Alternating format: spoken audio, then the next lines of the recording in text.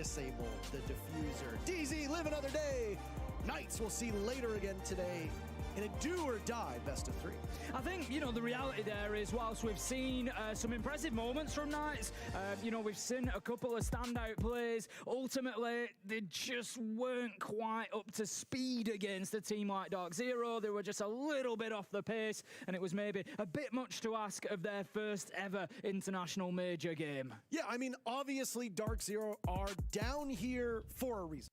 Yep. Is one of the first things that we said when we started off this match was, you don't get to play-ins if you're one of the best teams in the world. And right now, in the form they're in, Dark Zero are not one of the best teams in the world, but they have the pedigree to be. And they have the results that prove that at one point they were. This is always a team that can be competitive. And if you're from a newer region, if you're from a smaller region, and you don't have that same international experience and exposure to teams that play a very different style of game than you, it's always going to be a tough ask to compete with them. Now, as we've seen from some of the results today, that's not always the case. Sometimes the less experienced teams do end up pulling through. In this instance, maybe it was unfamiliarity with the map, maybe it was unfamiliarity with the strats that your opponent had. I'm not fucking leaving! But Knights might be, Troy. Knights just looked a little bit outclassed, especially in that second half of the game. I feel like, I'm going to say this now, and I know it's only after one game. I'm assuming it's the Monty shield. I don't know. I think that's what he was going for there. I know we're only one game in. I don't want to get too excited about Dark Zero. They've beaten a team who, you know, we would expect them to beat. But one thing that I will say, as you say there, you know, if you're in play-ins, maybe you're not the best team in the world right now, but they've got the pedigree. And I feel like Dark Zero being in play-ins doesn't help any of those teams that we would consider the best teams in the world, because by the time they play them, Dark Zero have already got a couple of games under their belt at least. And if they're coming out playing like that, they're going to be a threat to any of those top teams potentially. So maybe it doesn't help them out too much. Yeah, I mean, if you go to other esports as well, you'll hear all these stories about how lower bracket teams make these runs where they end up playing really hot. The FGC is a great example of that. Somebody will do a lower bracket run, they'll play 4 sets in a row, they'll get to the finals, and their opponent, who's supposedly the best, because they made it there through the winner's bracket, is coming in cold. And you've been playing all day, you're warmed up, you're dialed in. A lot of these teams in play-ins that we know are strong are just going to continue to improve. The more games they play, Dark Zero is likely to be one of those teams. Exactly that. If I'm one of those Phase 2 teams, I'm looking at that and thinking, I'm kind of hoping maybe Dark Zero don't come my way if they're going to keep building like this. But that is going to tie things up for us. Dark Zero getting the win against Knights. Parker, it's been an absolute pleasure. Our first time as a duo. We did the tri-cast back in Sweden, but a lot of fun nonetheless. So don't you go anywhere. We're going to take a quick break, but then we're going to be back. We've got Des, we've got Pengu, and we've got another game coming your way.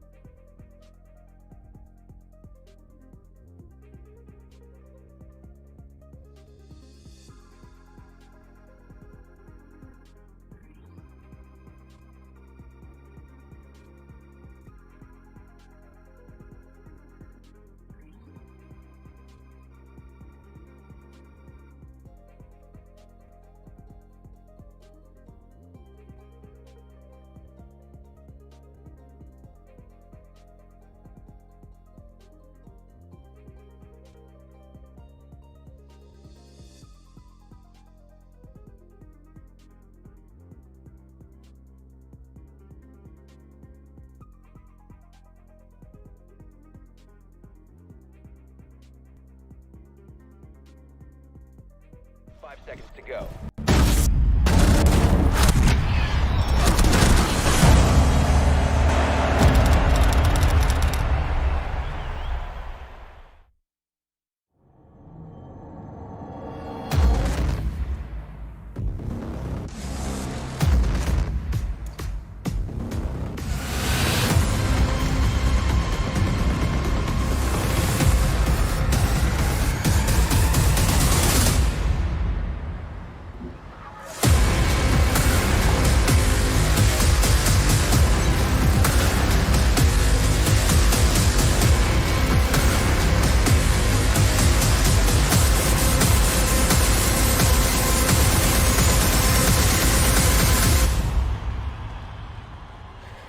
Evet.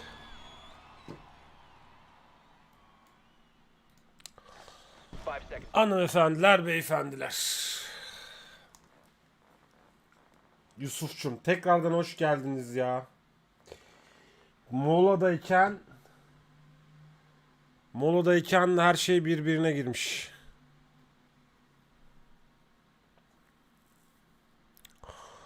Nasıl olduğuna dair hiçbir fikrim yok şu an. Yani yayın makinesi donmuş. Bir yandan onu ayarlamaya çalışıyorum. Şöyle. OBS açık zaten. Bir dakika şu lower thirst'leri kapat. Kasıyordu çünkü. Kamera açık kalsın.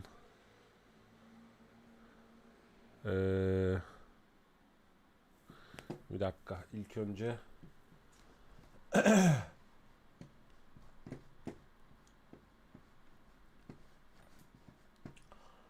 sohbet kasmasın diye lower thirst'ü kapatalım.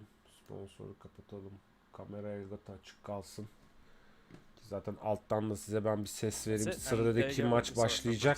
That was for the previous team. But yes, indeed, SI is of course what's on a lot of these teams' minds, and it's not just about making it to the most prestigious event of the year. It's about all the prize money that comes along with that. And here are the stats. So, wow, okay, 99.9% SI qualification for both teams. I mean, I guess 99.8 for a loss for Wolves. So it's a little bit intangible. It's a little bit hard to wrap your head around, but I'm sure that Sprabuni will sort us out. The stats man himself, he'll fill us in on the exact matters of how it works out for going to SI for these teams later on. For now, what matters is the first Çin kötü tarafı YouTube tarafı sıkıntıya girdi. It's so imperative that we have a map. So let's have a look at where we're going to be going. YouTube yayını kesildi. İkinci bir yayın oldu. Artık onu da değil. Part 2 olarak yaparız. Well, I actually feel like Wolves have sort of banned out against what they've seen Bliss plays. Well, I mean, Bliss we saw İşbirliğim hoş geldin Salih. games, for example, in their own stage, and that's the first ban to come out from Wolves. So I think Wolves doing a bit of tit and tat, right? They're doing a little bit of like play to your opponent's weaknesses, but then also ban out some of their strengths as well. Whereas I think for Team Bliss, they're going to be leaning more into their own. Vallahi yaklaşık bir saat 6.30'dan beri yayındayım. İyiyim de mola verirken yayın makinesi donmuş, patlamış, kalmış. Ondan sonracığıma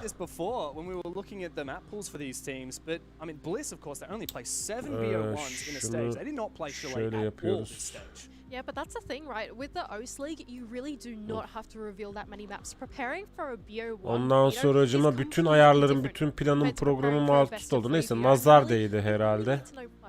If you really want to compete in a BO1 league. And I think for Team Bliss, the big strength that they've been able to do compared from Copenhagen Şu an yayınlarda problem var mı? Able to take away their experiences from Copenhagen and realize, oh damn, we need an expanded map pool, because by the time you hit that lower bracket, if they do, here in Atlanta, they need way more maps in their map pool.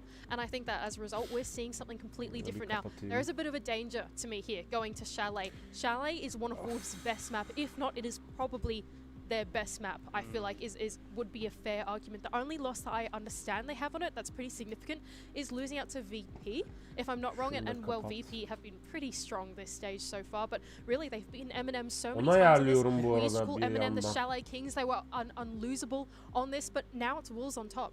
Very much so, yeah. And I'm actually having a look back now. I see 3 wins in the last 3 months against M&M from Wolves on this map. So this is a very well run and well executed map. Açık mı acaba ya? YouTube'da mis gibi mi? Tamam, aman. And I'm sure that their new coach Mingoran will have done. Aman orası mis gibi olsun, sıkıntı olmasın. Hani yemekten fırladım geldim Muğla'da. Hiçbir şey yemediğim için. The French team, or majority French team, with their little Swiss edition in Deadshot. Öyle bir donmayla kaldım yani. Locked in already. They probably had their prep and they're just waiting to jump into the map. Yeah.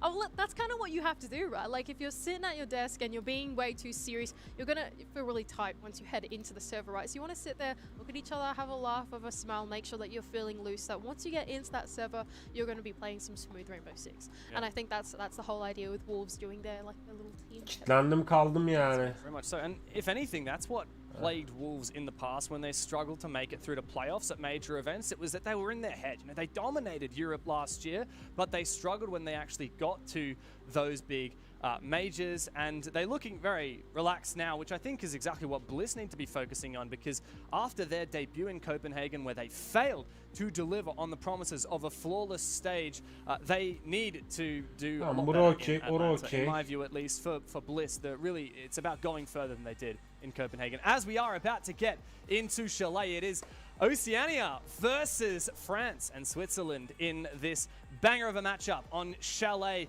Very much a favored game towards the Europeans, as we can see, but Bliss is not counted out yet. 70-30. I reckon Eyvallah canım benim. Navi'nin takım forması bu. Sen hemen size hemen sunum sahnesi.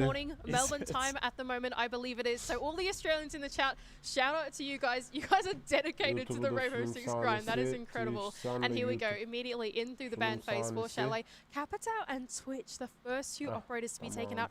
And Wolves actually identifying that Twitch, a pretty important operator at the moment in the current meta. You really want to be taking out some of those special drone squads because it is such an important operator for those problem-solving tactics. And we know that Bliss, through the mid-round, watching so much of their OS League, they are so good at that. Yeah, very much so. Particularly with the Brava, which has slipped through this ban phase. So I expect that we'll see birazdan bir 5 siz maçı izlerken bir 5 dakikadan bir zaman isteyeceğim sizden. I feel like they both ondan sonra sunuma devam edeceğim abiler. Sunacağız yani. Neyse. Yayın hedefi 50 beğeni hedefi kart oldu. Typical, everyone loves banning the solos. Hemen geliyorum ben. You can actually get your bloody drone into the map. And when you can't do that, it's not a lot of fun. It's really challenging on that attacking side to get information. And of course, denying some information with that Valkyrie is always nice too. Yeah. Team Bliss, they're going to be starting out here on the defending side of Chalet. Typically, we like to say that Chalet is one of the more attacker-sided maps of the entire map pool. Now, with the current way that the game plays out, it sort of doesn't really matter what map it is generally pretty hard to attack. There are a lot of really good defenders on the board, and some of the ones we're seeing actually being played out right here, right now. There's Fenrir on Fisher Guy, and the Azami on stage as well. Both of those staple defending operators that can really create a fortress inside the bomb site. But Team Bliss are actually going to take us down to the basement as the first one. Yeah, but don't be fooled, they are indeed contesting the majority, if not the entirety of the map. We had Sage setting up on the very top floor. There's a mirror with Brendo inside of Dining. So a lot of map contest from Bliss. It's not going to be easy for Bliss to get control. Even Oda all the way up here in Library. So many hatches, so many rotations available. It seems like a pretty well thought out defense because Brendo is going to be the key of the defense, but Brendo is not going to be safe unless the vertical is then safe to his name. But there goes Sweatables to kick things off. The first pick out to Mowgli, the entry fagger from Wolves, taken down within the first 20 seconds of the round. Mücadelesinde beraberiz. Hepiniz tekrardan hoş geldiniz. Sevgili Twitch tarafında yayın bir gitti geldi, bir aksaklık yaşandı, kusura bakmasınlar. Sevgili YouTube, sizler için de bu yayın, bu canlı yayın Blast Rainbow Six Mayor Atalanta turnuvasının Part 2'si olarak size de gelecek. Lütfen bu videoya da, bu canlı yayına da beğenilerinizi eksik etmeyin. Tekrardan herkese hoş geldi, sefalar getirdi. Teknik aksaklıklar için de özür diliyorum. This is a devilish crossfire to deal with. The Günün is not going to overextend Günün dördüncü maçındayız. Bliss Team'le Volves Esports takımın karşılaşması. Bir tarafta Shinkalar, Biobuff Af'lar, P4'ler, Deadshot'lar, diğer tarafta Sagion, Brando ve Tables, Fishogay ve Odola. İlk round başladı. İlk roundunda ilk kili Bliss tarafından geldi. Volves takımı ki İngiltere'de de biliyorsunuz Volves United mi? Neydi tam takımın ismini hatırlamıyorum. Baran hoş geldin. Baran bugün sen sadece iyi akşamlar ve selam abi demekten başka bir şey yazmadın ha. Alınıyorum ha, kırılıyorum. Sevgili YouTube alınlar beyler. Neyse. Şu an Bliss defans pozisyondayken takımın 5 kişi de 5 takım arkadaşı da ayakta. Volves'te atak yapıyorken 4 kişi kalarak dezavantajlı konumda diyecektim ama 4 vs 4 güzel bir bomba kili geldi bu arada.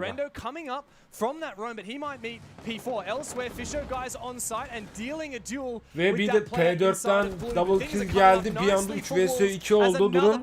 Atak yaparken bir anda avantajı ilk roundda avantajı eline alan Volves.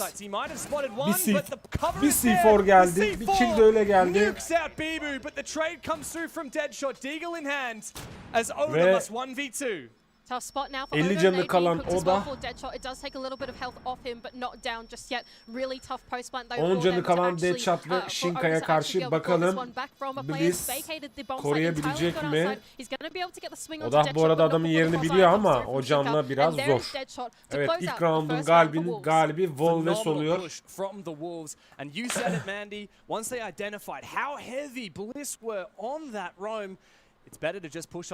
Volves oluyor ve 1-0 öne geçiyor. Wolverhampton United. Do they actually give up the map and fall off early, or do they then continue to hold on to that top floor? Because if they want to go in for that retake through the top floor, which is exactly what Oda and Sage tried to do together, that's not the easiest retake for you to do, right? Like, that's a whole side of the map that Wolves now have got control of, and you're trying to inject yourself back into it. I think, unfortunately, just making that mücadelemiz executive call just slightly too late allowed Wolves their in onto the bomb site. Salih, sende ne var yok? Ne yapıyorsun? Sevgili YouTube Salih. They read the situation really well. Not only did they push the bomb site hard when they saw that the roam was heavy, they also watched for those flanks. And I think, as you said, they took down both Sage and who was it? Oda, that's right.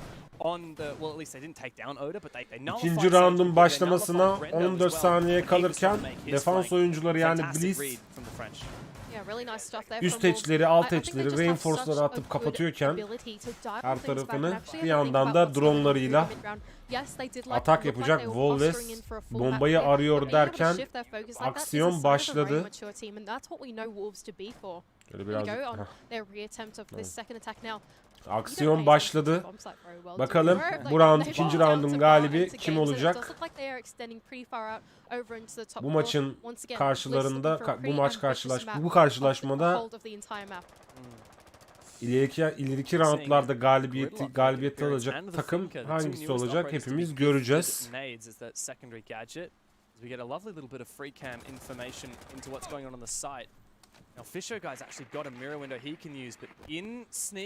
Bir drone kaybetti bu arada Volves takımı.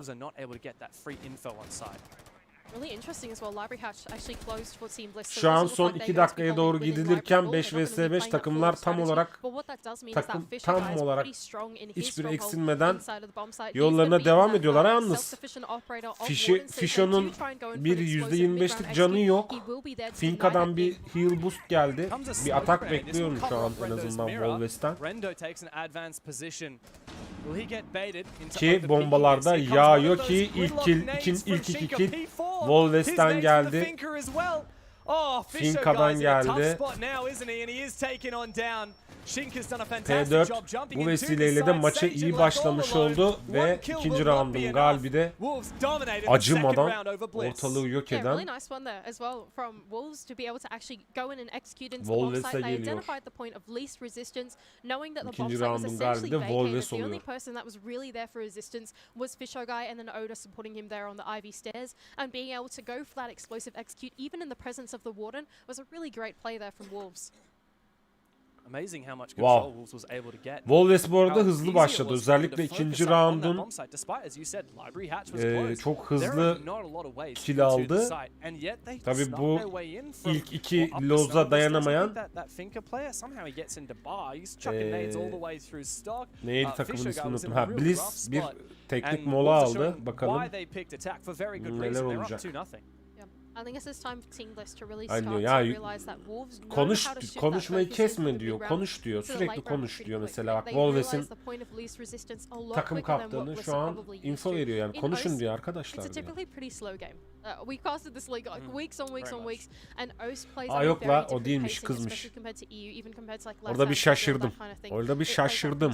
And so I think for Bliss they really need to start keeping pace with Wolves here. As soon as Wolves make their shift focus, Bliss need to do the exact same, and that's what they're missing right now.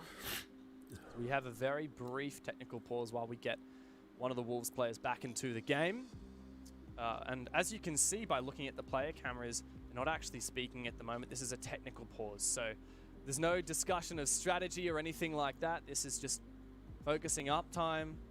I mean, I think they're having a bit of a laugh. I don't know what they're having a laugh about. I think it's Mowgli who's just finally rejoined the game, and we're about to get straight back into it. Güzel bir mücadele bizi bekliyor gibi hissediyorum ben. Özellikle Wolves tarafında güzel roundlar bekliyor. Bu arada hero'lar seçildi. Wolves tarafında eşi görüyoruz. Deadshot eşi almış. Doka'ya var P4'te. Tamamen takım hero'ları değiştirmiş. We love to talk about the overthinking. It's a devilish just fiend that will creep up on you, and it can really ruin your vibe, ruin your mental. Overthinking is frustrating, to say the least. And for Bliss right now, I think they just have to say, oh, whatever, move on. Next round, new bomb site, see what we can cook up. Yeah, well, I think thankfully that tech pause wasn't too long. Hatch'ler kapanıyor, üst hatch'ler, alt hatch'ler. Drone'lar yok ediliyor. Zofya'nın drone'unu aldı. Ve Friendly Fire aktif oldu. To allow him to play to his own devices, start off on the other side of the map and see what you can find. It's really incredible, isn't it, thinking from Team Bliss's perspective. Bakalım Wolves nasıl bir atak gerçekleştirecek. Tabii bazı takımlar da var. Yani defans yapamaz ama atak yaparken bir anda maçın gidişatını kendine çevirebilme potansiyeli olan takımlardan bir tanesi olabilir birisi de atak pozisyonuna geldiğinde, atak roundları geldiğinde göreceğiz. Ama şu an ilk push Wolves'ten geldi. P4 hemen ilk kill'i aldı. Hatta double kill geldi P4'dan. Hızlı bir oyunla P4. Üçüncü killini de aldı ama tabii Brandon artık yeter dedi ve P4'ü indirdi. Brandon'dan aktif bir agresiflik gördük. Nomad. Ha, bu Biof'uymuş. Agresiflik gördük. Onda 2 kill'i almış oldu ama tabii ki round'u getirmedi. That's the point of least resistance for Team Bliss. Team Bliss, they're looking for this extension in and across the map. They are everywhere in the early game, but Wolves don't care about that. They completely nullify the roam clear by realizing that they çok can just hit agresif the bomb oynuyorlar. site for absolutely Dayanamaz nothing. bu arada Bliss buna. Defans atağa geçene kadar. Zor dayanacakmış gibi geliyor. I believe so. Dördüncü roundda Wolves'te karakter olarak değişiklik yok. Gene Brava, Ace. Yok şimdi geldi pardon. Değişiklik var. Ace geldi. P4'dan Termite var. Shinka Termite'i almış. Bio bu hafta Teşekkür almış. Bakalım yeni bir atak mı, yeni bir taktik mi deneyecekler? Round 4'ün başlamasına 6 saniye kala. Her şey hazır. İki takım da hazırlıklarını yaptı. Bu arada bombanın yerini tespit etmiyorlar mı? Daha doğrusu ikili mi oynuyorlar bunlar acaba? Centered roam, let's say that. Like they're playing a lot closer together, so the trade potential is much more there for Bliss than it was with their ambitious hold through the map. Şu an bakalım neler olacak. Evet, Brando'dan bir ofansif hareket görüyoruz. Dışarıda pencereye skop koymuş. Movigli mi ne? Ona nasıl bir isim? Movigli iyi avlamaya çalışıyor ama tabi görüş açısında değil. Movigli.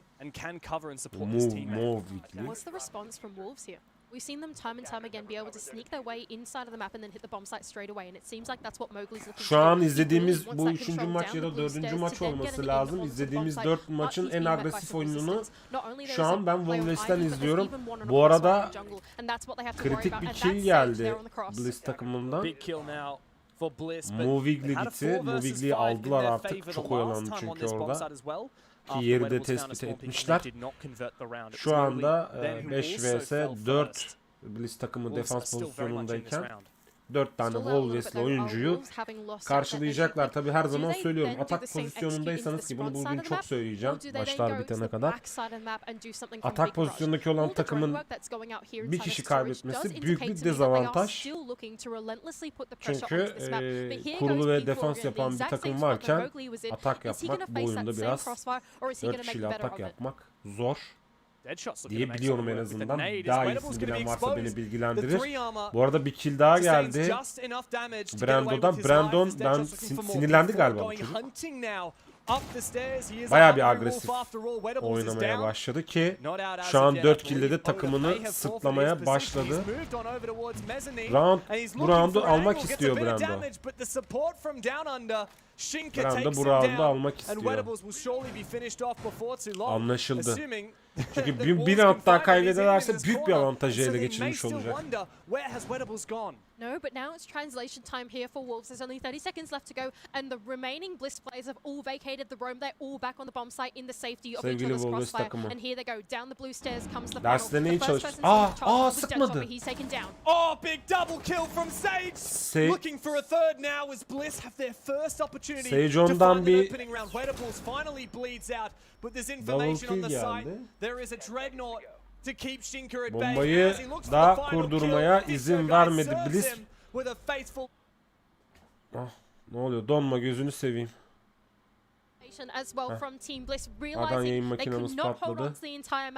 5. rounda gidilirken bir galibiyet de olsa almış oldu Bliss ve durum 3-1 oldu. Wolves 3-1 önde. And what a great crossfire that was being held on the ground floor. It completely stunted out Wolves. And then by the time that Wolves finally got their chance to execute, all the Bliss players read early on, we need to be back in the bomb site. And there were 3 of them there to do that. Fantastic time delay game from Bliss in that round, what they failed to do in the previous round. For me, the telling moment though, Mandy, ve Bliss tarafından bir taktiksel bir mola geldi. Bakın yaptınız, kaptan diyor ki bakın yaptınız, başardınız, alırsınız daha round diyor. Moral bozmak yok, oynayın oyununuzu diyor. Bu kadar yani.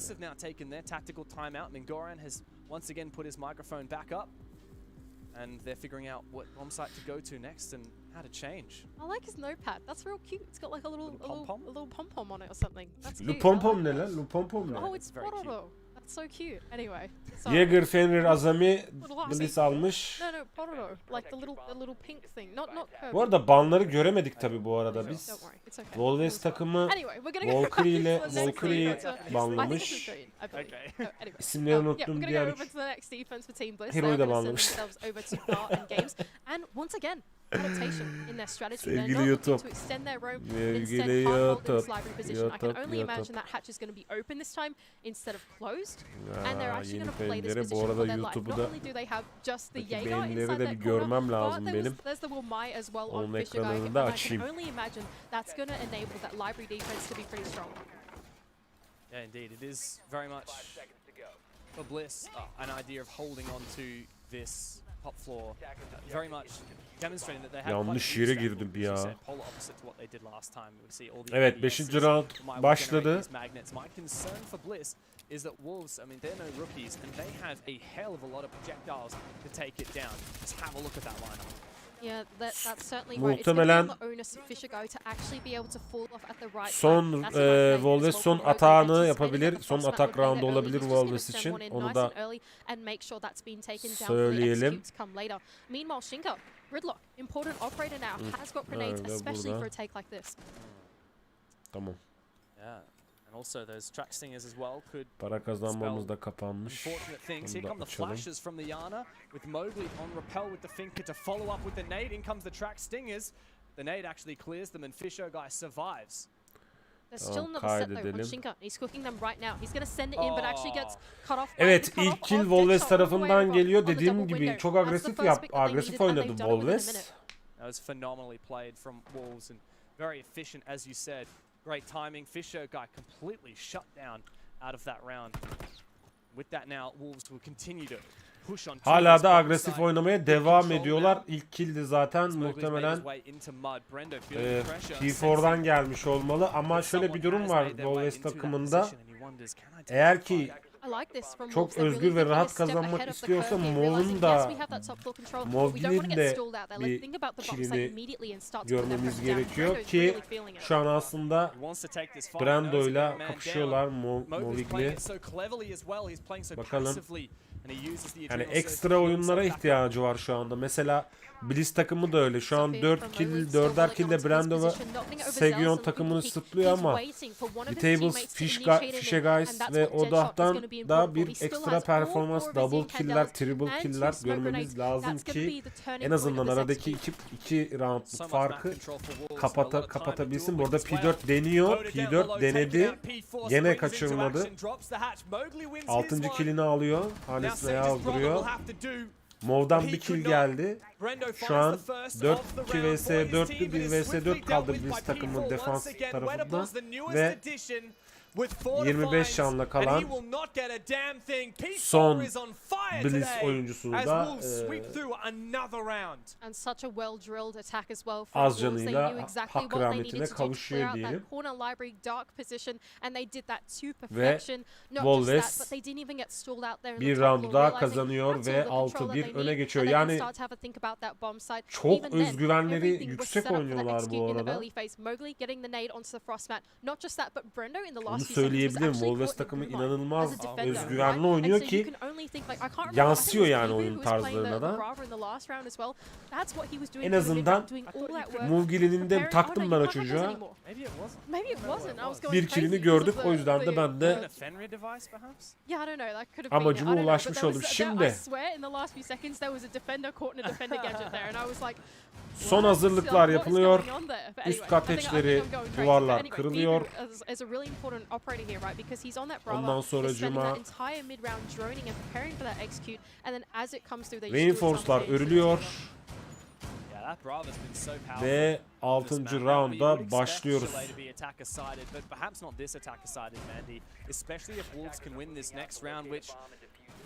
Most signs are pointing to the fact that they probably will.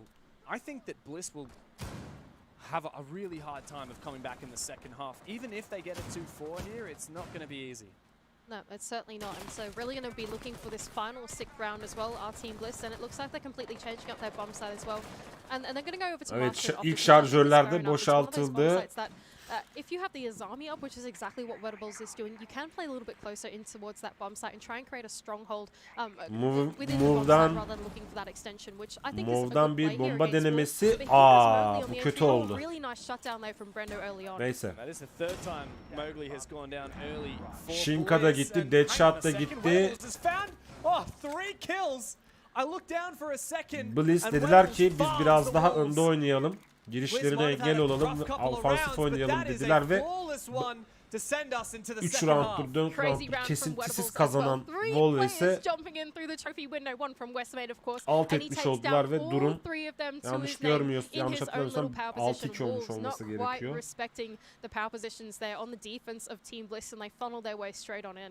Damn, Wolves jumping in windows worked on the previous master attack when it was bathroom, that bathroom rush, but it certainly did not work then. Absolutely not. Reed perhaps just a little bit off, as you said, a lack of respect, and Bliss are starting to read into this hyper-aggression that Wolves have displayed, they sprinkled through their gameplay.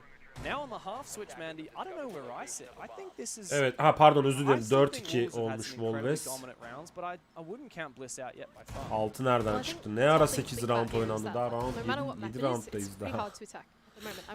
Sezer hoş geldin. Eyvallah.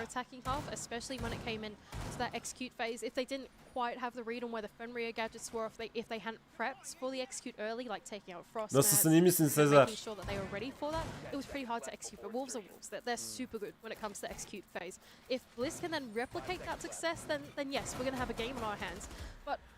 Ve 7. roundda başladı. Şimdi Shinka'da, yani daha doğrusu Wolves'in Shinka adlı oyuncusunda bir Mira görüyoruz. Mira camı kıymetlidir, her zaman söylüyorum. Bir Jäger görüyoruz. Yaklaşık 7 round'tur Jäger diye bir Jäger'ı görmemiştik. Jäger'ı gördük. Çünkü neden? Wolves artık defans yapıyor ve Blitz atakta gene bir Finka tercihi var bu arada. Oyuncular özellikle atak pozisyonu, atak yapan takımlar Finka'yı heal boostundan dolayı çok tercih ediyorlar. Ve bu da işin açıkçası tüm takıma büyük bir avantaj sağlıyor. İçimden bir ses diyor ki Blitz çok agresif oynamayacak atak tarafında. Avlamaya çalışacak. Çünkü zaten girdiğiz, biraz daha garanti oynayalım, killi oynayalım diye düşünebilirler. Ki 2. dakikaya doğru gidilirken daha hiçbir oyuncunun canı da gitmedi yani. Baktığımızda. All kinds of information around the map, but not really getting a lot of players spotted as of yet. And in fact, Wedables is the first one to see someone. Immediately loses his life to P4. I'll just point out, this guy's about to hit double digits. P4 is fragging it out of his mind in this game. İlk kill Wolves tarafından geldi. Bir tables'ı aldılar. Ace'i öldürdüler yani.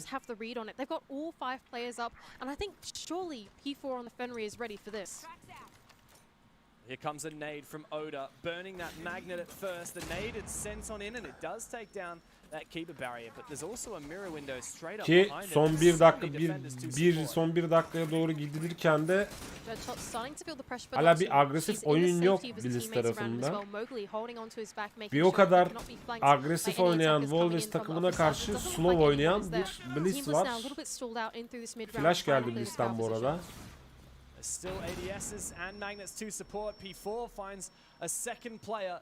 And Deadshot on this mirror window is still doing a lot of damage. He finds the first. 7. roundu da Fisho guy, the last one remaining.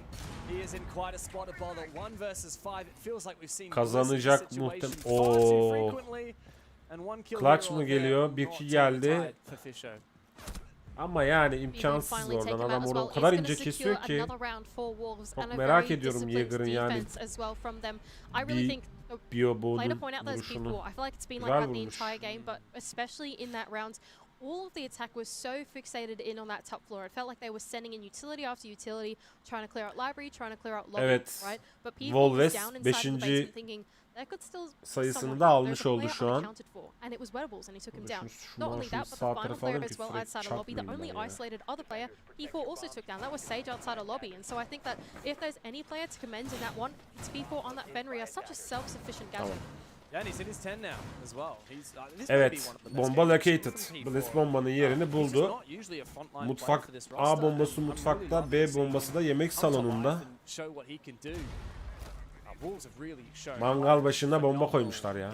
Sezar görüyorsun değil mi? Mangal başına bomba koymuşlar ya. Bliss quite a bit of a lesson. I think Bliss have coming through, and yes, they're used to the Oceanic region, but they're also used to scrimming all of these teams from the various APAC regions as well. And it's just another beast completely to play against a team like. Kill'lere bakıyoruz. Bu arada P4, P4 10 kill olmuş. Takımını sıtlamaya devam ediyor. Ama bir yandan da 6 kill'le takımını sıtlayan Brando var. Tabii yetmiyor yani. Sadece Brando'nun kill alması, ondan sonra Sage'nin kill alması yetmiyor. Diğer takım arkadaşlar, Bliss tarafında diğer takım, tüm takım bir kill alması gerekiyor ama bunu ne kadar başaracaklar göreceğiz. Şimdi Sagoyon'dan bir sızma durumu var. Eşi kullanan Odah'da çatıdan rakibini rahatsız etmeye çalışıyor. Rakiplerini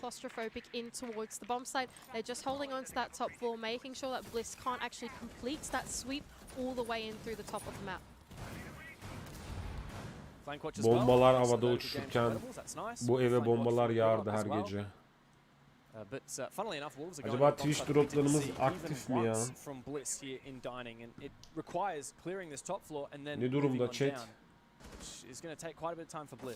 Well, that's the thing. They don't necessarily need to force feed the top floor if they don't want to, right?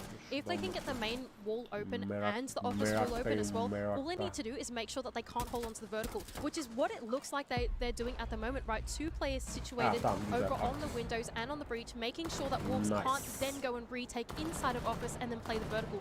Really nice line of sight as well from Fisher Guy. He is traded back, but Sage has found the first pick as well. We see Wolves falling all the way back here into Solar. Now Bibu's supported by this Kiba barrier, and he hears Oda on the other side of that window, waiting for his moment. 3 vs 3. Yalnız Wolves defanstayken de agresif, güzel agresif oynuyorlar. 2 vs 2 kaldı. Burada hatta 2 vs 1.5 diyebiliriz biz buna. But it's up to Oda and Sage now. 50 seconds to play. They have the opportunity for vertical here with the sledge in hands of Sage, and that's going to dislodge the 2 players on the bomb site. It's going to force them to vacate it, but that's Oda that now needs to translate that pressure, and there he goes. Sage to take down Sage. Aradı buldu şimdi.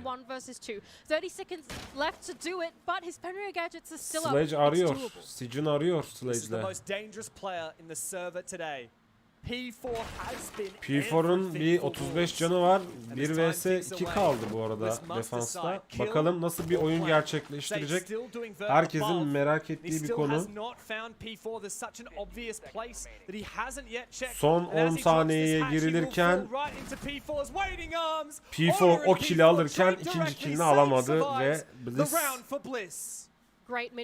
bu round'un galibi oluyor. We've got so many picks on this top floor. Let's just get the control. Let's just do it. Mini execute into that top floor. They didn't necessarily need to do that. They didn't have to. But because Wolves had gifted them those picks, bir 6 round'dan sonra Bliss için güzel bir round oldu diyebilirim. Wolves o kadar agresif ve ofansif oynadı ki bence Bliss'in yeteneklerini bir tık geri planda bıraktı diyebiliriz. O ne lan, o ne attı oraya? Ana. Onu ben ilk defa gördüm.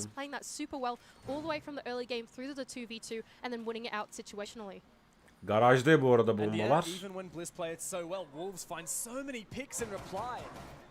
Wedables has had a good start to the game. He had a good close, if you remember his final match against Triple R, which was the team that Bliss were fighting. Reinforce'lar çekiliyor, hatch'ler açılıyor, kapatılıyor, duvarlar pompalılarla adeta bir delik deşik ediliyor. Opened up this match with a spawn pick. Since then he's had a few too many early deaths, and I think he's kicking himself. We saw him on the camera. Bliss takımı da atağa başlıyor. I think Wedables will be frustrated when he's succeeding the man advantage for Bliss. But you're going up against Wolves. These players are insane. They will always push for refrags. Yeah, I think that's exactly the point that you have to make. Sage'ını görüyoruz. Sageon mu diyor? Sageon'u gördük. Şimdi kameralar Shinka'ya, ondan da Fishoga'ya döndü. garajın kapısı da ne kadar reinforce olsa da güzel patlatıldı bu arada. Bakalım Wolves nasıl bir defansif pozisyon alıp bombaları koruyacak ama şu an sadece bombanın başında bir B bombasının o da muhtemelen yanlış görmediysem bir Wolves'li oyuncu var. Geri kalan herkes ya üst katta ya alt katta ya da evin diğer yerlerinde oynuyor. Kendilerini unutturuyorlar. Aha. Ne kadar güzelmiş o. Şey atıyor, dagger atıyor, kapatıyor canım. Sage really needs to find the information gathering for Wolves on site. Try and deny that. Thatcher'dan bir fake patlama. An opportunity for Bliss to flood the site. Now Bibu's slowly but surely making his way back to the site, so he's wasted enough time. He's happy to move back. Bliss, I don't believe, have actually mopped up the map control that has now been seceded. Map'i kontrol açısından şu an tepeden gösterirse biraz daha net göreceğim tabii reji. Okay, they might need my armies on the bomb site. I'm just going to fall off. You guys stay up here and see what you can find. And they've read this really well. Çok olduğu için still looking for that full roam clear, but here goes Brando, or actually Oda on the entry on the other side. Defans pozisyonunda olduğu için map kontrolü adı altında Wolves'in daha hakim olduğunu görüyoruz ama tabii inside of West May, he hasn't even moved away yet. Biraz daha Bliss'in agresif oyununu bekliyorlar diye düşünüyorum çünkü öyle bir hal tavırları var oyuncuların. Ve ilk kilde Brando'da gitti. Dediğim gibi Brando'da öldü. Brando'nun oyunuyla sadece yetmiyor. En azından Odah diyecektim, Odah da öldü. Ne, kime konuşsam, kimle ilgili böyle yorum yapsam direkt patlıyor ha. Odah'ı da aldı bu arada. Atak pozisyonunda Blitz 3 vs 5 kaldı.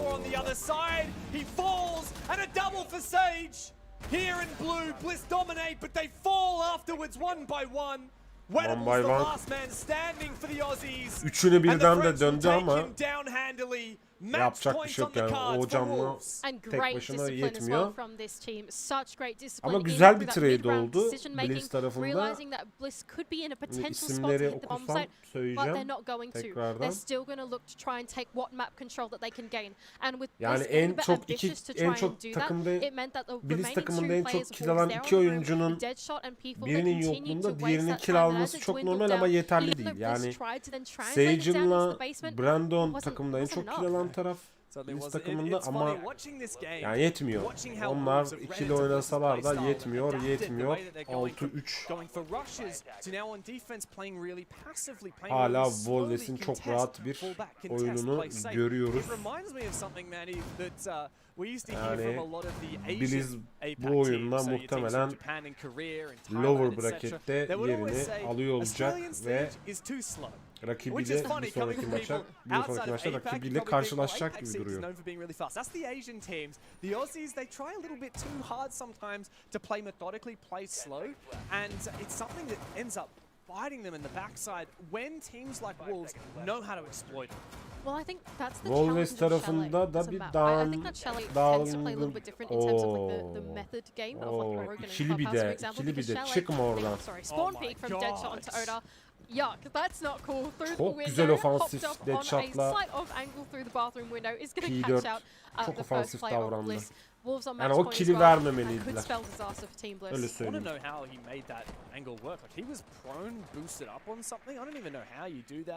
He also had his teammate Mowgli looking from a different crack in the same window. Yeah, so he was prone on hadi şimdi Wolves diyor ki hadi şimdi gelin atak yapın hadi. I don't even know. That's strange stuff.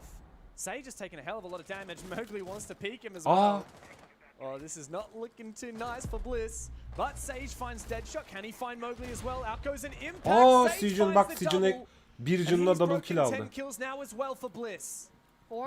Round 3 as well. Man advantage now in the hands of Bliss despite the first pick not going their way. So within the realm of possibility. Not just that, but by taking down those two players, they completely vacated one side of the map, and that's given space for Wettables to now jump in on his own. It's Lion, and he's now going to be the next point of contest to fight this out with Sage. Sage is so low though. Brendo, however, has found Shinka. maybe Mandy, this is indeed winnable. Despite losing Oda early, it Evet. seems not to matter. Blizz atak pozisyonundayken 4 vs 2 oynuyor şu an. Wolves'ten ciddi kayıplar geldi bu round maç sayısında ama tabii ki P4 full canlı diyecektim ama Blizz de zaten yapması gerekeni P4'u gafil avlıyor. Great translation there from Bliss. Even though they lost out the first pick, it didn't matter because Sage was able to get the double onto the two essential roamers on the other side of the map. And as soon as that space was given to them, they went, we can now sweep the map because we have that real estate off the back of that double. And being able to come in and then just a collapse on the remaining players onto the bomb site is exactly what Bliss needed to do. Especially Brendo there with a 2k of his own on the other side of the map, closer to in towards the bomb site. That just sealed the deal. Blizz az önceki roundu alarak maç sayısını bir round daha öteye taşıdı. Wolves'e maçı vermeyeceğiz. Siz görürsünüz diyorlar. Yeah, that last round was so different, right? Like the round before the last round, they were so disciplined to put themselves on match point, and then that last round, like, why is there two people picking Sage on the double window? You know, like, what's going on? What is happening there? They want to end the game. You're playing an APAC round of Siege against Bliss, who exclusively play within APAC. Maybe cool it down. Play your passive, your like. Ve son roundun başlamasına That's a better counter to Bliss. If you just start getting all aggressive, yeah, you might find a spawn pick here or there, but Bliss are very son roundun başlamasına mı diyelim yoksa maç sayısını mı diyelim? Maç sayısı daim maç sayısının roundu başladı. Eğer Wolves bu roundu alırsa bu turun upper bracket'in galibi oluyor. O da bir sonraki karşılayacağı takıma eşleşiyor olacak.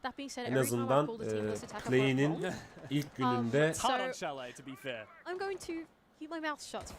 upper bracket'in şampiyonluğuna yani final maçına giden yolda bakalım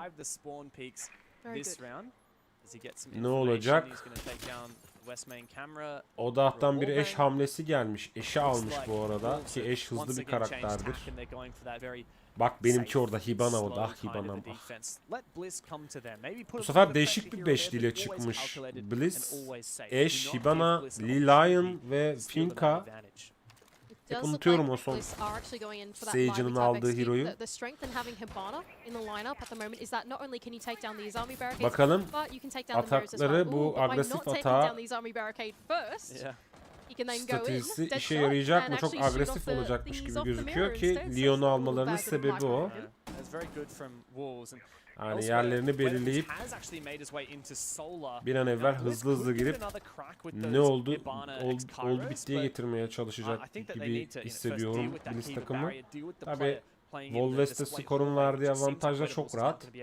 Bakalım ilk kill kaçıncı dakikada gelecek ki şu an son 1 dakika 15 saniyeye giriyoruz. Flash geldi. Ve ilk kill Odah'tan geldi. Wolves'in zayıf halkası 4 kill zayıf halkası Novgli'yi aldı.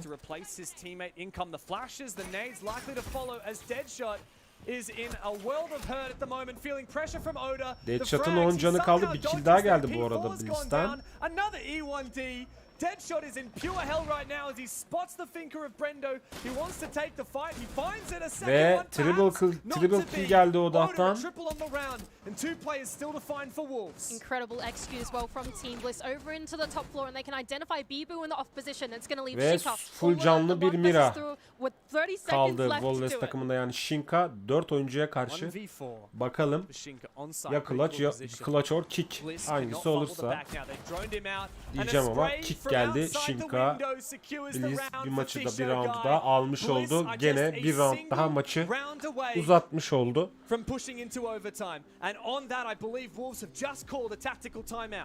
Great attack as well from Bliss. Well Wolves takımı karşısında. Bu arada G2 Fury maçı başladı. Şu an ikinci round. Onun da bilgisini vereyim. G2 1-0 önde. Eğer Wolves bir round alırsa direkt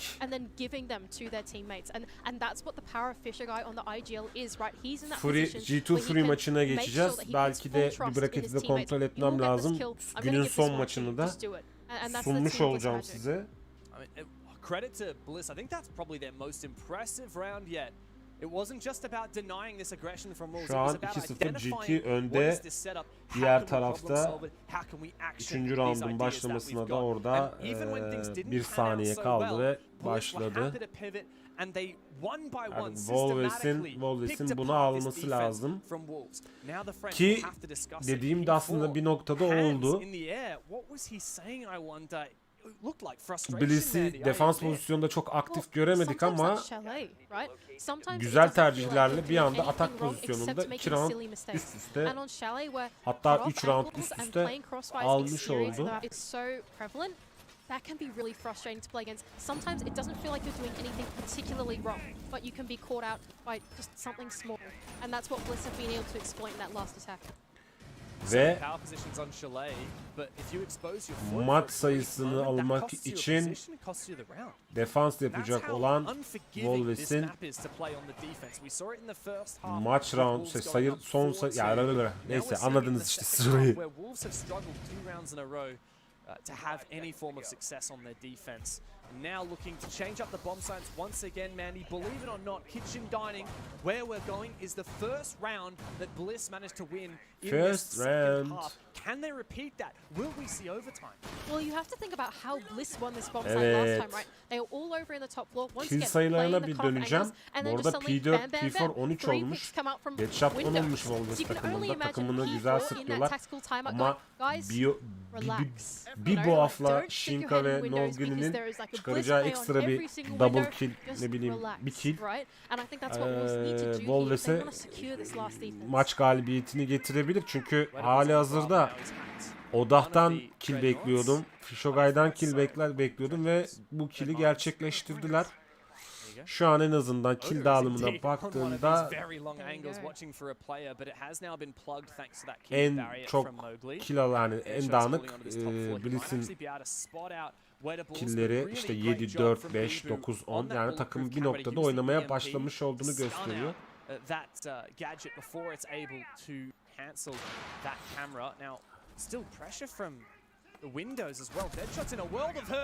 Vallahi maç uzatmaya gider. Maç uzatmaya giderse G2 maçına gideriz.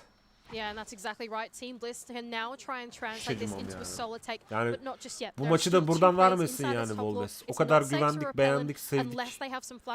Dedik sunalım, merak ediyoruz. Yani gene en azından defans pozisyonunda bir kişi eksik şu an Wolves. Çok büyük bir dezavantajı yok.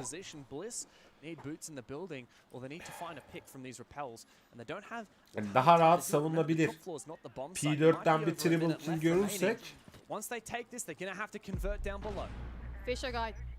Lets that line scan ring on out, and that's going to enable Oda his way into the building, and he's going to be able to take down Mowgli. Only one player left in the top floor now, that's B, but he's going to rotate out. Oda not quite taking that engagement, but a half HP immune is all that stands in the way of this top floor, and that's Oda to take him down. Now, full control here for Team Bliss, but P4 able to collect one back. Oh, but not the second. He was looking for it. He was desperate for it, but Brendo is so consistent on this window, and now the Maestro is trapped. Fishogai does not come into the fight.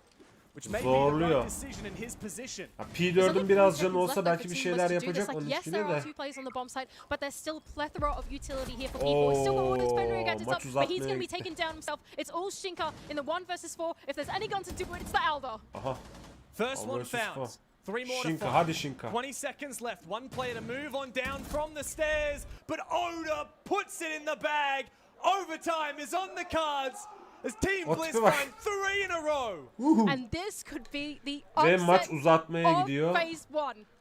Maçın uzatması.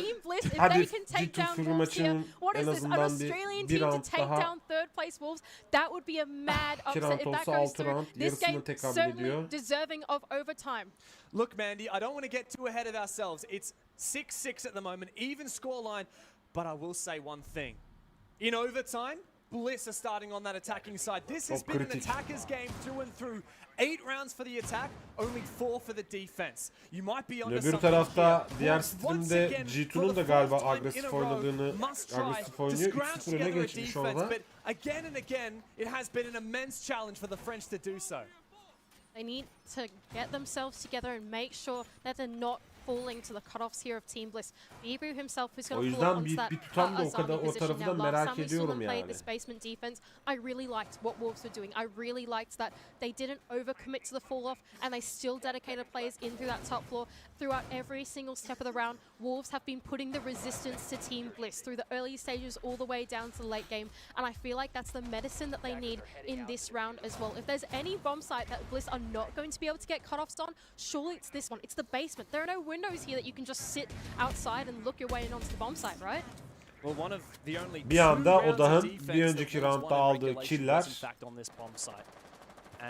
takıma dağılan killer Bliss'i oyuna, maça ortak etti ve uzatmalara gitti. Şimdi ilk kill hangi takımdan gelecek çok önemli.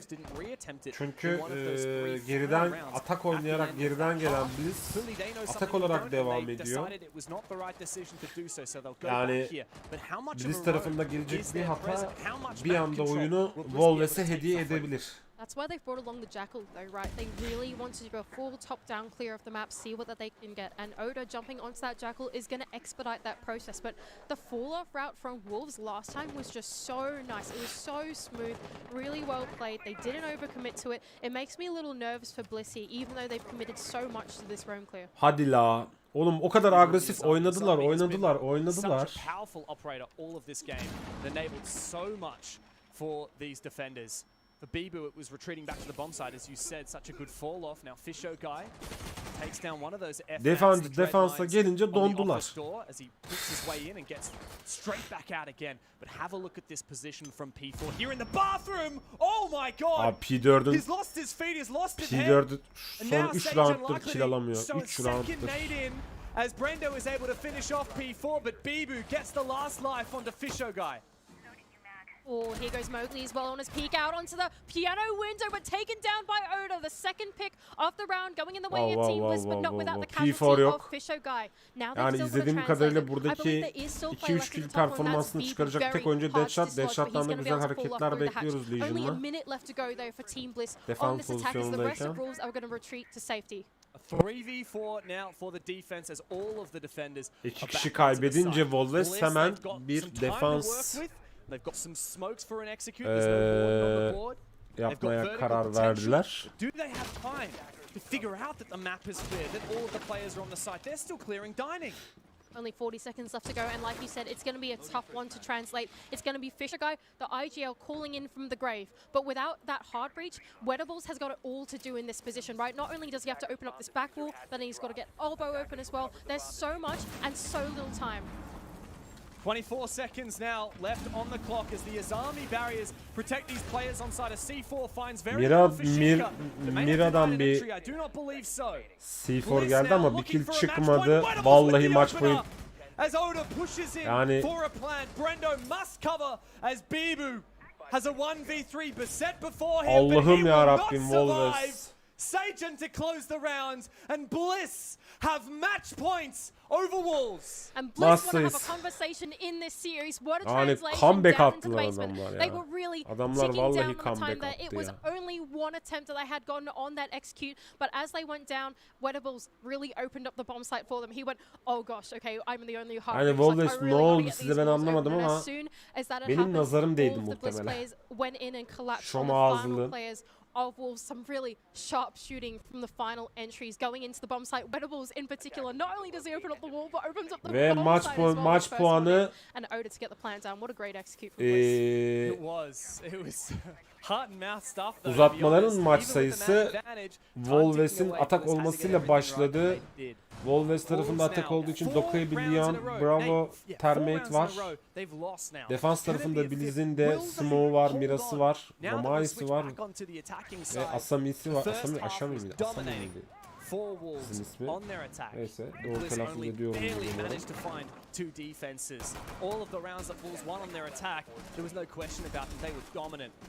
Can they do so here to Mira camlarını yerleştiriyor.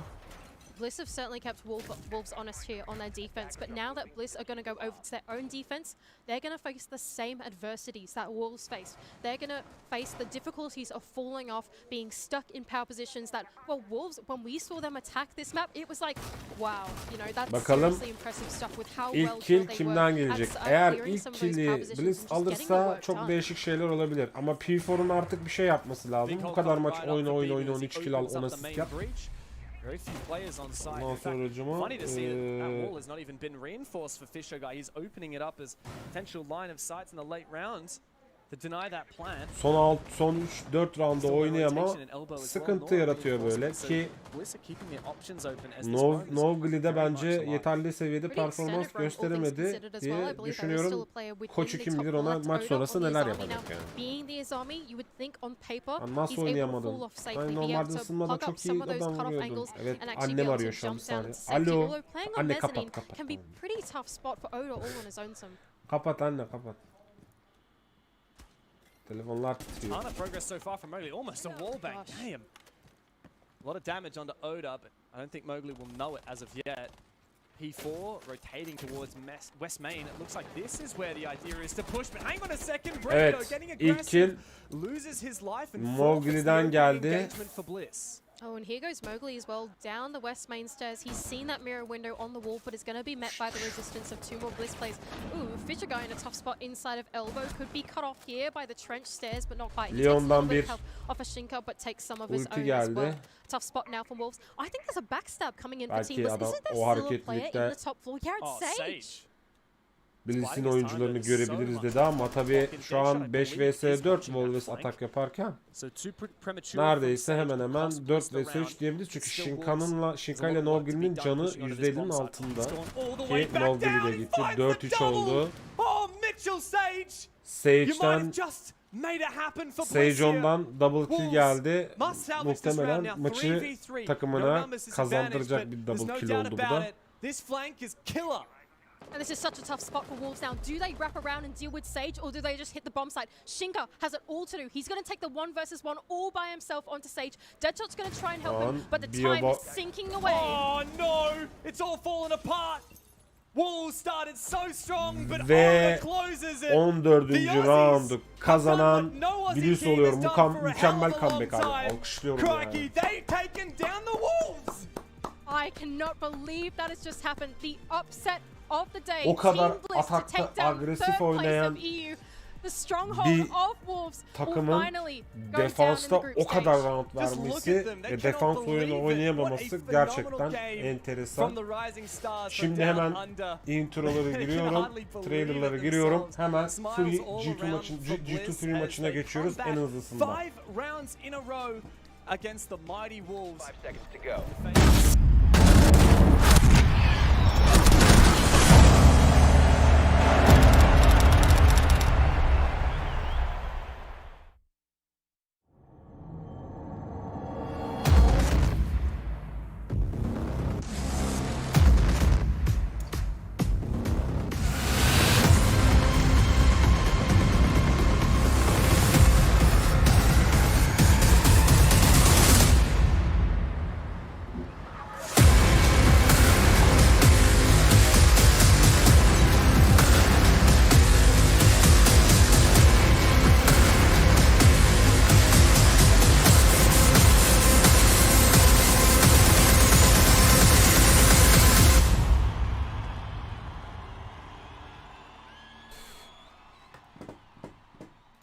Evet, tekrardan selam.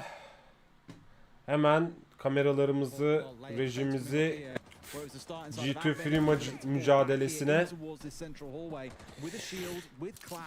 bir başka grubun,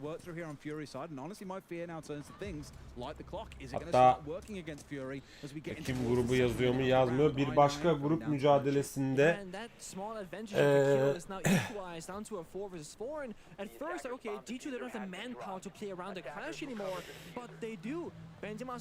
G2 Free mücadelesinde devam ediyoruz.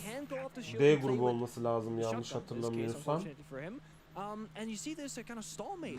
Fury, they're droning, they're double, triple checking, and it's all good in the world, but no, okay, that should not be happening. I mean, why? That's I guess is the question. This is why. Durum 4-2. Round 7. round 4-2 G2 önde Fury'nin karşılaşmasının karşısında. Ondan sonracığıma ki ilk kayıpları da vermişler zaten. Son 1 dakikaya girilirken 3 vs 3 kaldı. Atak yapan Fury, defans yapan G2 karşısında 3 vs 3 kaldı. Bakalım 3. round galibiyetini alacak mı? Bu arada Fury bombanın yerini tespit etti.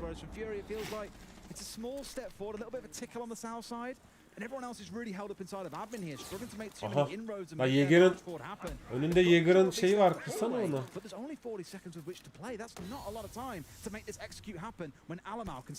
Hemen kill'lere gelecek olursak Fury'de 1-0 kill görüyorum. i9'un kill'i yok. Don't tell me G2 have given this one away. It feels like maybe they have. This is unbelievable. Even with the hole, with the shield, they had everything to play behind. Ve Fury 2 vs 1 kaldı atak pozisyonundayken G2'nun son oyuncusu yani Virtue'nin de %25 canı var. 25 canı falan var.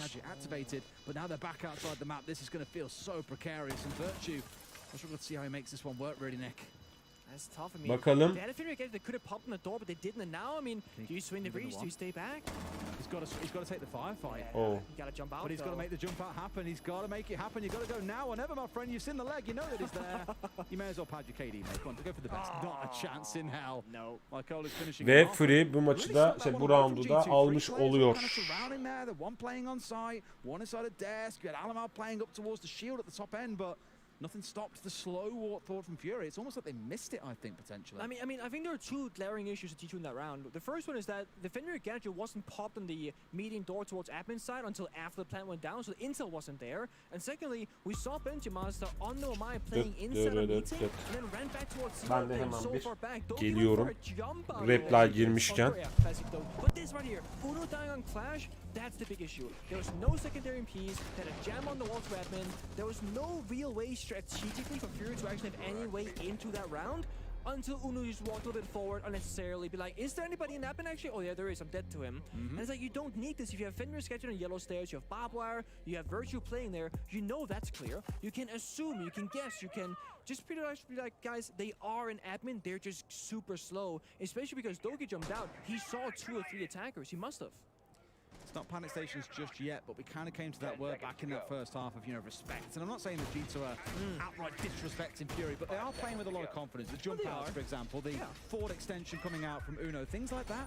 Pin it back. Play the siege that you've played to win your world championship, for the love of Christ. Just make it happen. Play behind these shields. There's no reason why you should be giving up rounds like that to Fury. And this kind of shows because how often do you take the exact same upper lineup and the exact same bombs up with the same setup unless you thought to yourself, guys, we did stupid stuff that shouldn't have happened. Exactly. A, Doki shouldn't jump out, and 2, Uno shouldn't extend. You played the exact same round without those like silly mistakes. You should win it. They know until they go back to back. Absolutely. At this point. Evet, 8. round başladı. Bir tarafta Lyonlu, Baklı,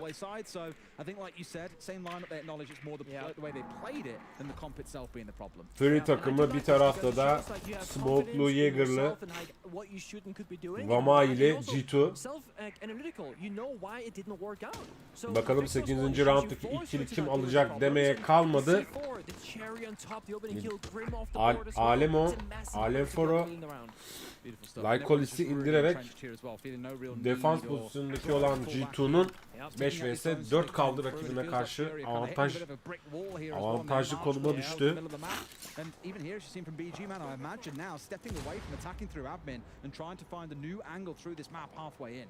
This is one thing about phantom pressure. You see the double door barricades all spiral, that's not opened up. The windows inside CO is not opened up. So G2 know there's nothing happening on the map elsewhere but admin side. Lyon'dan bir ulti geldi, ya skill geldi daha doğrusu. Belki dedi G2'nun oyuncularını görürüz.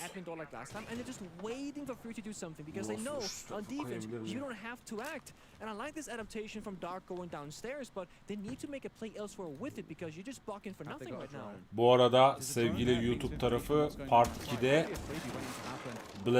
Blast Rainbow Six Major Atalanta turnuvasının Part 2 canlı yayında 5 beğeni yapmışız. Bu vesileyle de 2 yayına da sesim gidiyorken de hemen şunu söyleyeyim. Sevgili Ubisoft'a teşekkür ediyoruz. Bu etkinliğe erişimimizi sağladığı için, benimle partner oldukları için nice içeriklerde, nice oyunlarda partner olarak görüşmek üzere diyorum. Teşekkür ediyorum. Ve kaldığımız yerden tam gaz devam ediyoruz.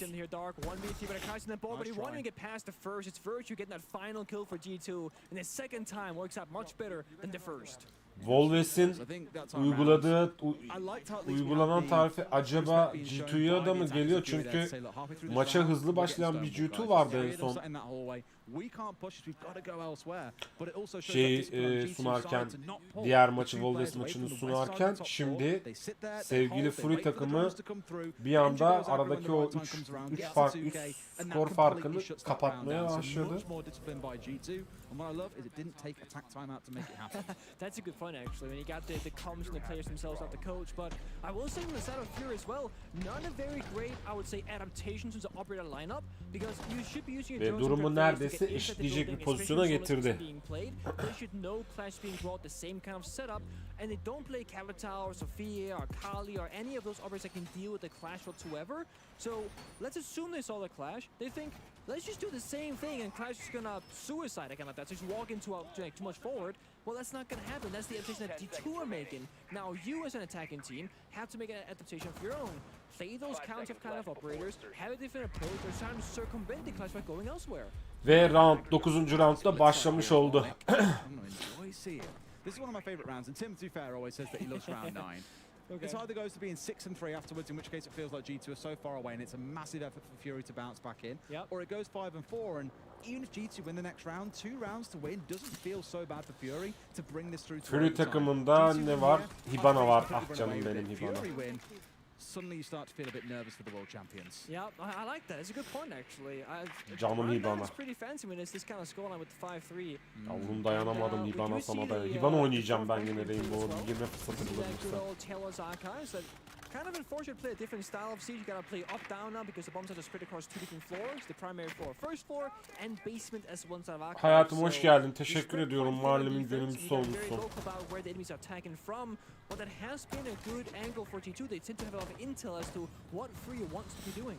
I love how hard they're committing towards keeping. Evet. Son 2 round, burada 9. roundda son 2 dakikaya girilirken hala ortada bir kayıp yok. İki takım da birbirinin açığını kolluyor.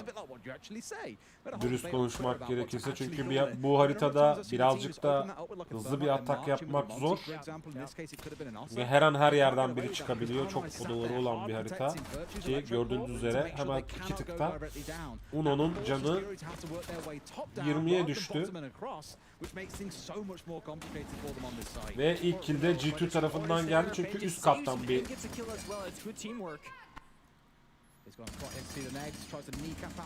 parkeleri kırdıkları için alt katı görebiliyorlar ve oradan ilk kill ayıkladı. Virtu BG Man'i aldı ve 5 defans pozisyonunda olan G2'nun 5 oyuncusuna karşılık 3 oyuncu var Fury takımında ve muhtemelen aradaki sohbet, round aralarındaki sohbet G2'ya yaramış, bir toparlanmışlar. Ben de hayranlarımı senin için gönderiyorum hayatım. Kesene bereket. Virtue's the one staring down his man. Olamaz. Who's now going to win the gunfight? He gets rid of one. Does he know that there's still another player into the left-hand side though? I'm not too sure. It's him and kurdurtmadı kalkanı kurdurtmamasına rağmen bir de takım arkadaşı öldü, bir de kill aldı yani.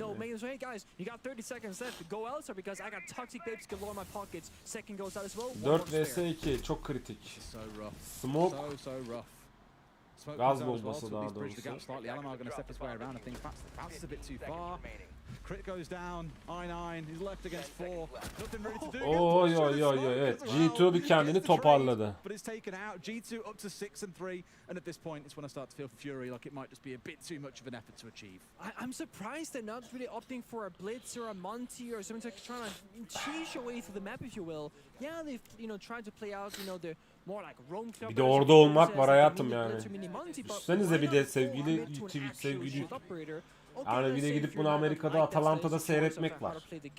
Yani ben en azından Almanya Counter Strike oynadığım dönemde Almanya'da o havayı yaşadım, muazzam bir şey yani.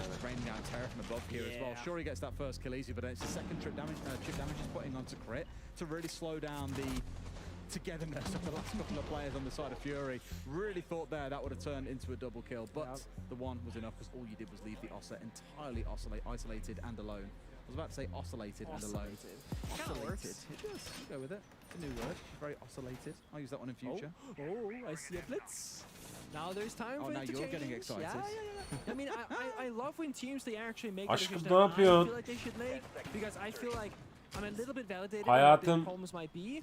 But it's also match point when you're down. Hayatım bir şeyler yaptı orada, 5 tane üyelik hediye etti. Bu üyeliklerde sevgili Emine Korkmaz, Ahmet Kutlu'ya, Mustafa'ya, Çağlar Yıldırım ve Volkan Aktulay bizim Eskalade Volkan'a gitmiş. Kesine bereket hayatım. Teşekkür ederim.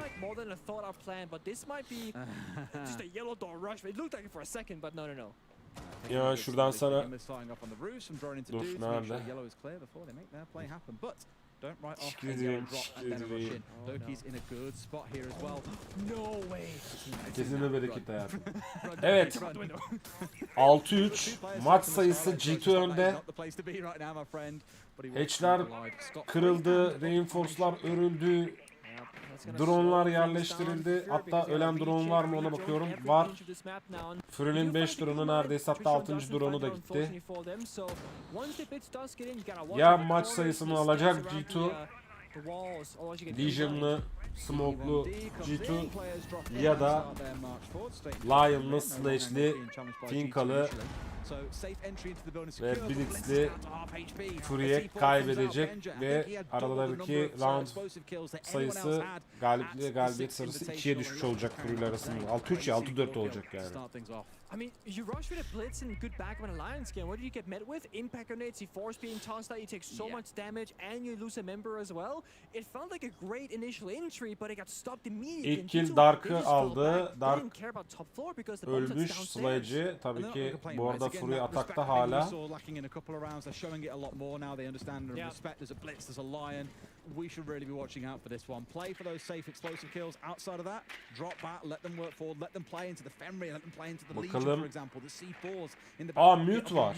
Mute nerede? Still many tools to shut down. Mute atan kim? Ha mute var. Ben ya mute diyorum, ben mute smoke dedim yanlışlıkla. Mute var ya, mute var. Lycolis de gitti. 5 vs 3 kaldı defans pozisyonunda. G2 Fury'e karşı avantajı var. Ama Blitz'in o hareketi enteresan oldu. Oo. BG Man, Clutch or Kick BG Man. Ve 10. roundu da G2 kazandı. Ve maçın galibi de G2 oldu. Evet hanımefendiler, beyefendiler, sevgili Twitch, sevgili YouTube.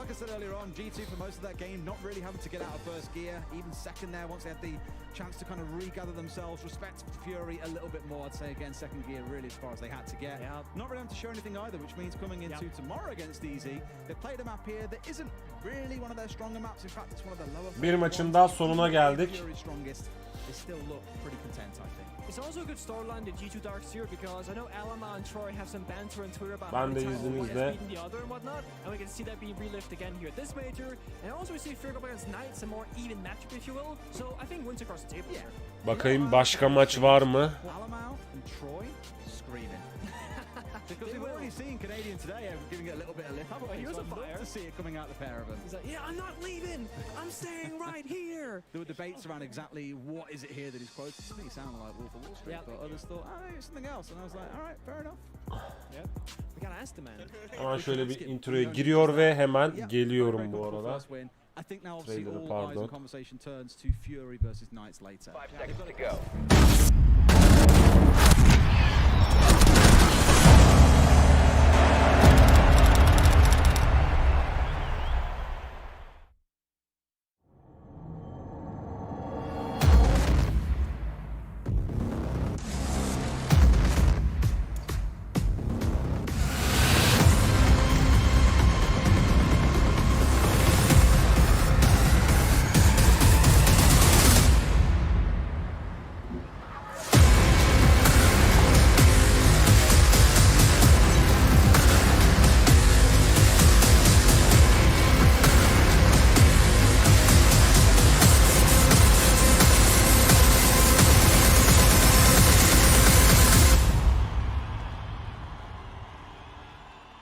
Evet.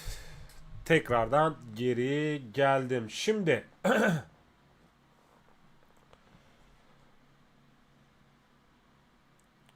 bakalım bugün başka hangi mücadeleler var. Şöyle bir ben bracket'i de bir check edeyim.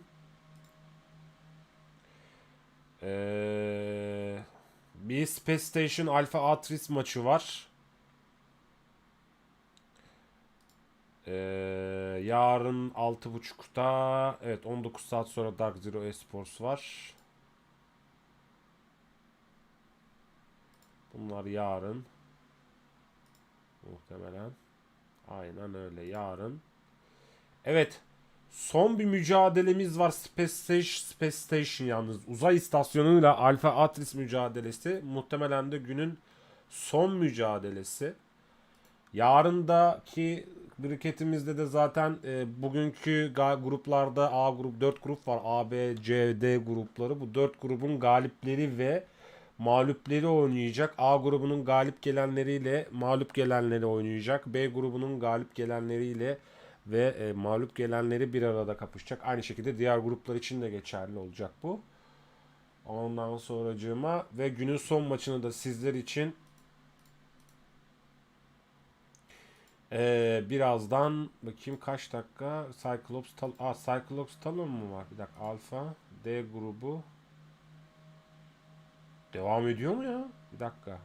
Ona bakmam lazım. Cyclops Talon. Tamam yarınmış o da. After Death olmasın. Yo. 59 dakika sonra. Bakayım.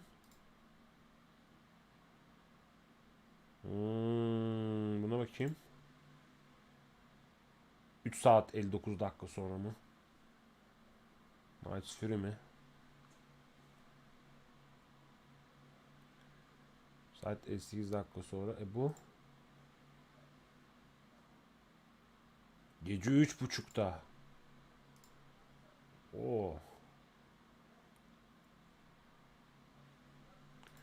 Hadi tamam bir maç daha sunarız da. Gerçi bunlar best of 3 ya değil mi? Tamam. Bugün lower bracketlerin de maçı var. Ekstra olarak. Anladım.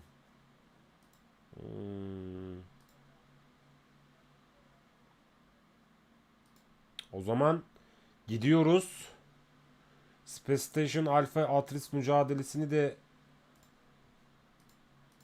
şey yapıyoruz. Cyclops Talon 22 dakika sonra. 12 dakika sonra.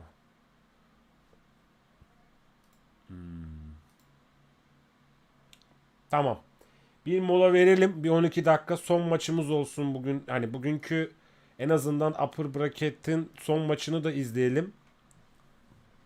Ve ben de hafiften inceden sunayım. Sonra gece lower bracket'in best of 3'leri var. Yani her maç 3 harita oynanacak. Ona göre eşleşmelere bakıp belki bir lower bracket'te de bir maç daha sunar. Bugünkü bu yayını sevgili YouTube tarafında 2 partla, Twitch'te de tek partta bitirmiş olacağız diye düşünüyorum. Şimdi ben bir izninizle mola istiyorum sizden bir 12 dakika kadar. Kulaklarım şey oluyor. Çınlıyor. Hatta bir 8 dakika. Hemen geliyorum.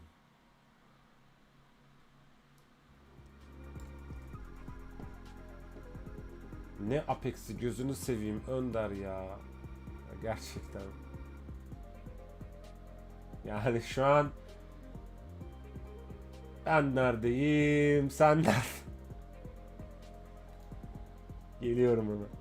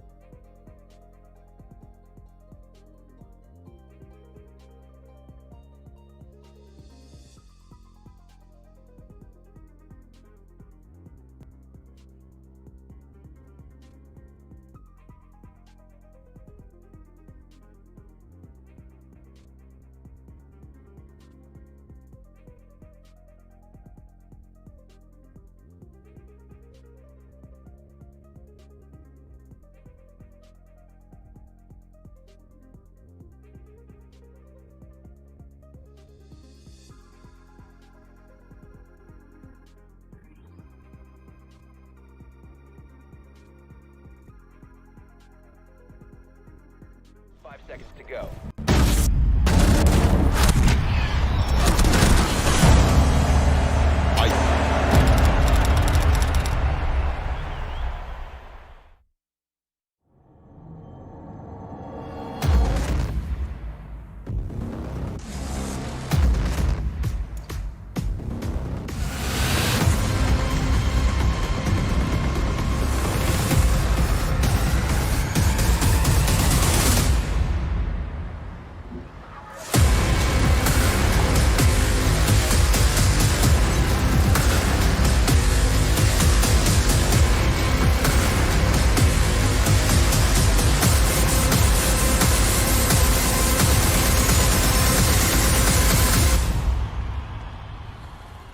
Evet sevgili YouTube hanımefendiler, beyefendiler.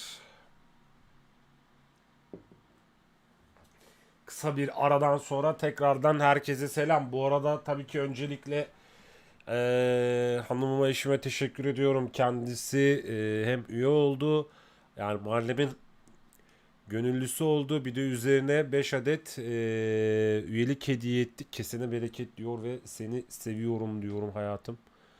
İyi ki varsın. Şunları da kapatayım. Drop yapmasın. Onun haricinde YouTube tarafına bakıyoruz. Bakalım kaç beğeni olmuşuz. Bu tabi arada yayın koptu gitti geldi. 5 beğeni olmuşuz. Umarım izleyenler de keyif alıyordur. Hatta ben şuradan bir düzenleme yapacağım. Ayrıntılar.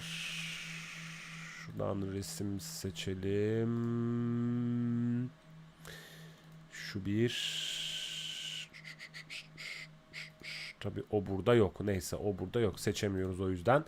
5 beğeni olmuşuz. Umarım ki YouTube tarafında beğeniler gelmeye devam eder ve nice Ubisoft'un oyunlarını, Ubisoft partnerimizin oyunlarını ve videolarını sizlerle paylaşırım.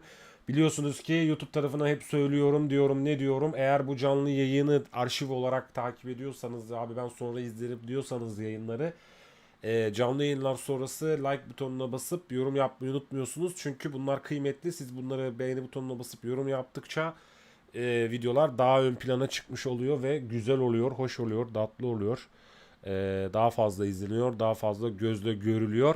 Onun haricinde yeni videolarla ve yeni canlı yayınlarla beni keşfeden varsa sevgili YouTube tarafındaki şu YouTube, size konuşuyorum.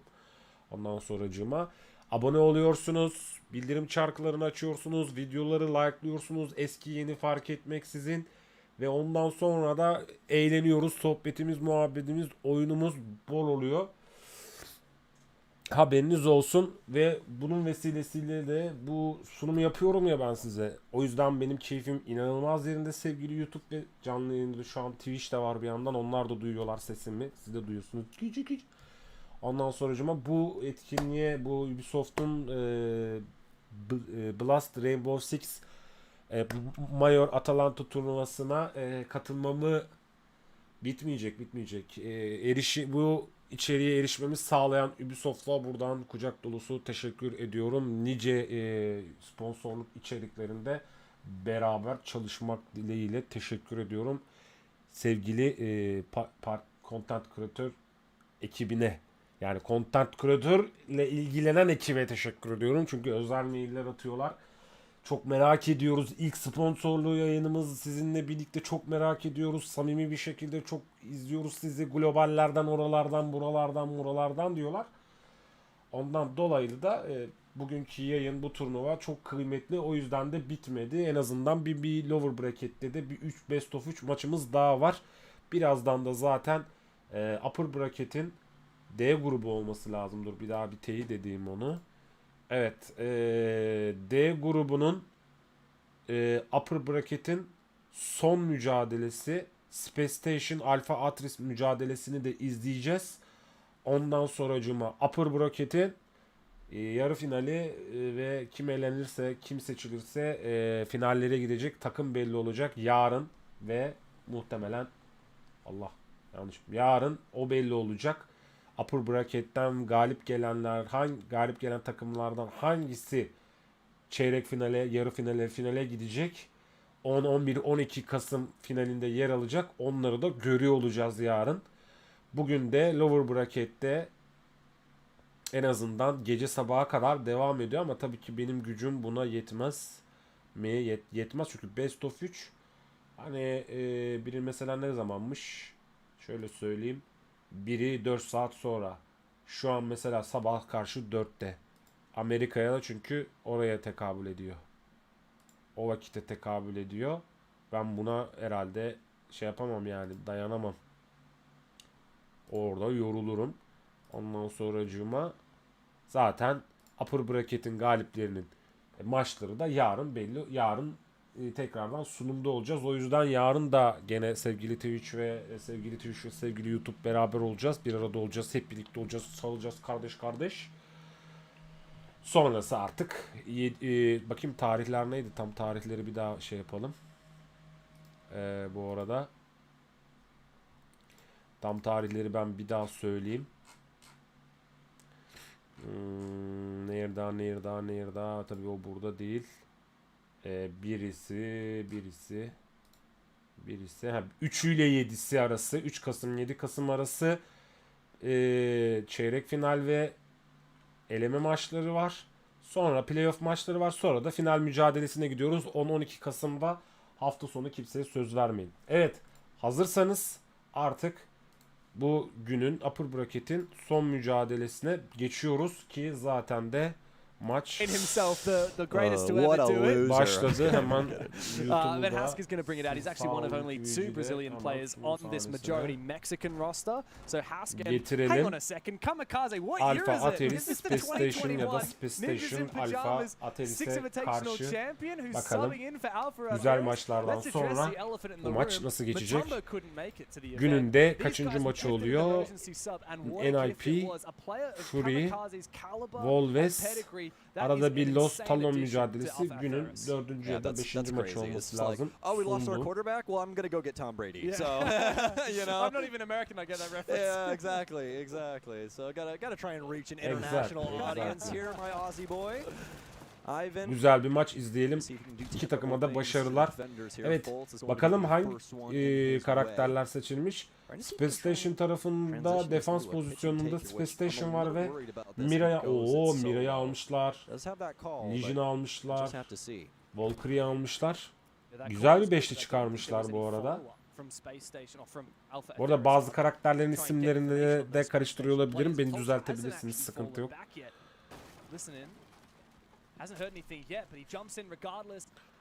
Toski, Ivan, Kamikaze var. Kamikaze Baka almış. Kamikaze Türk mü acaba Kamikaze? Merak ettim. Alpha Ateris takımında. Neyse. Ace var, Bak var, Dokayebi var. Bakalım ilk round başladı. Son 1 dakika 45 saniyeye girilirken bir kill göremiyoruz.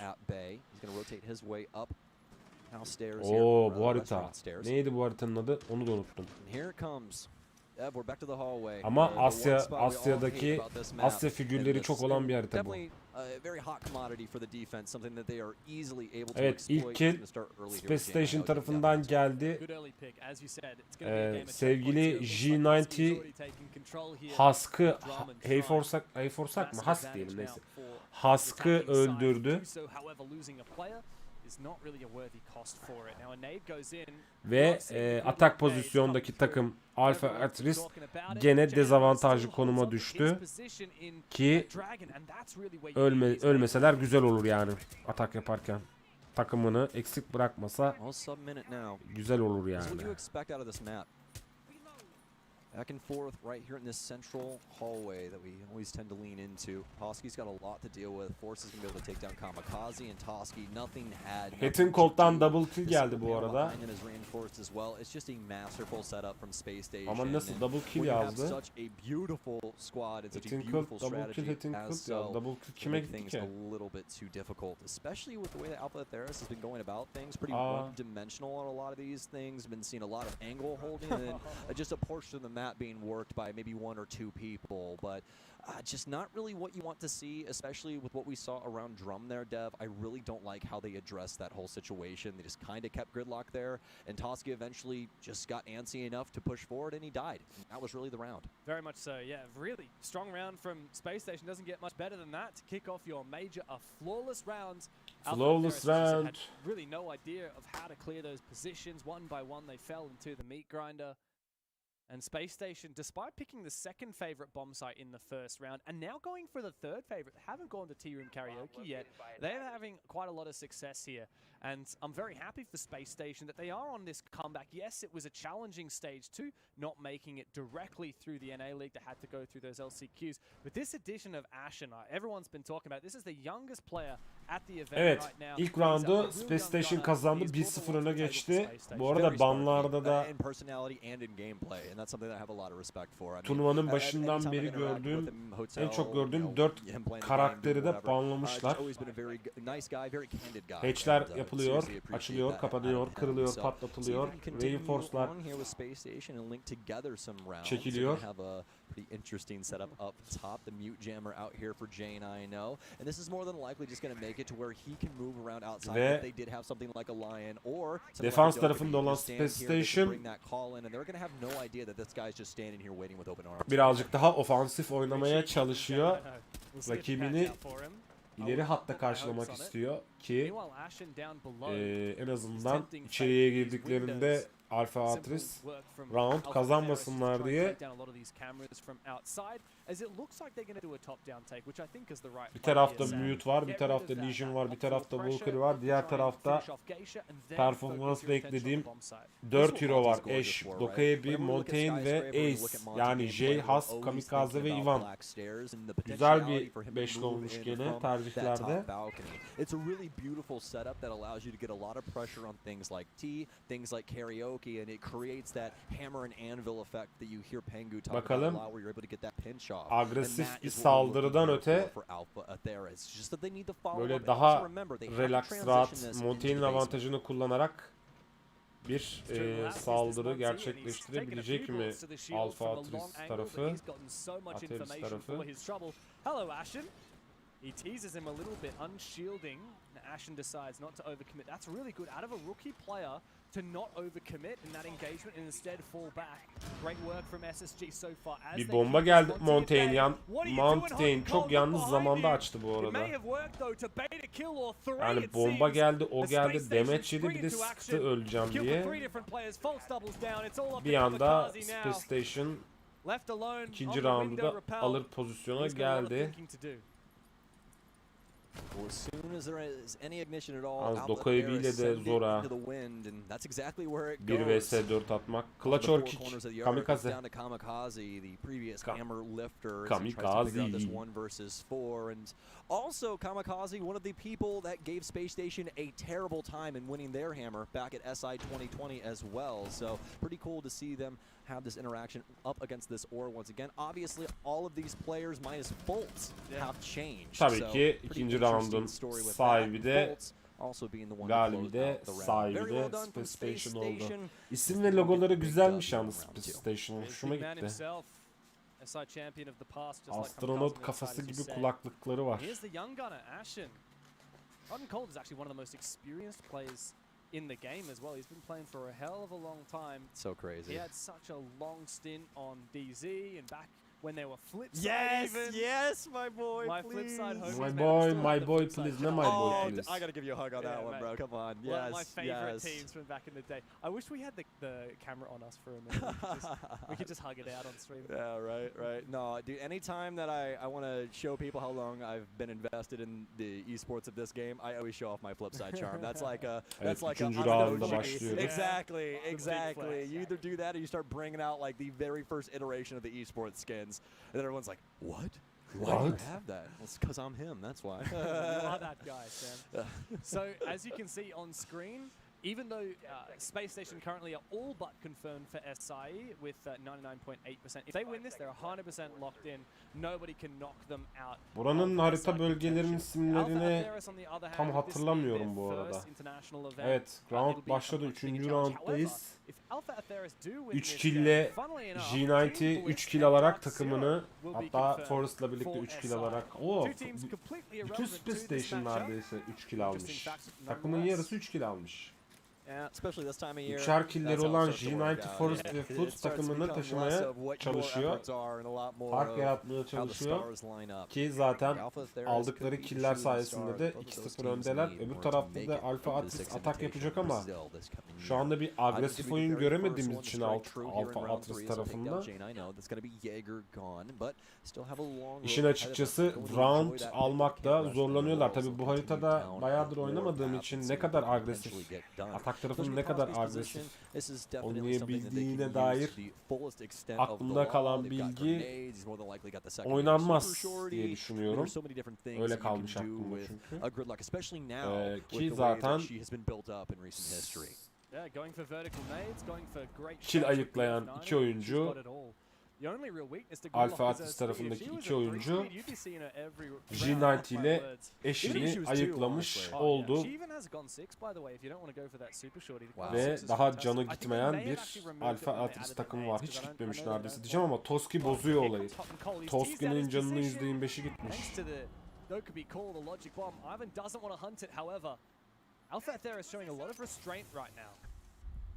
Something that's a necessity of a situation like this too. Space Station wants you to make that critical error. Just take your time. I mean, you've earned it. 1 minute and 15 seconds. So many places to put this case to pass. Smoke yedi.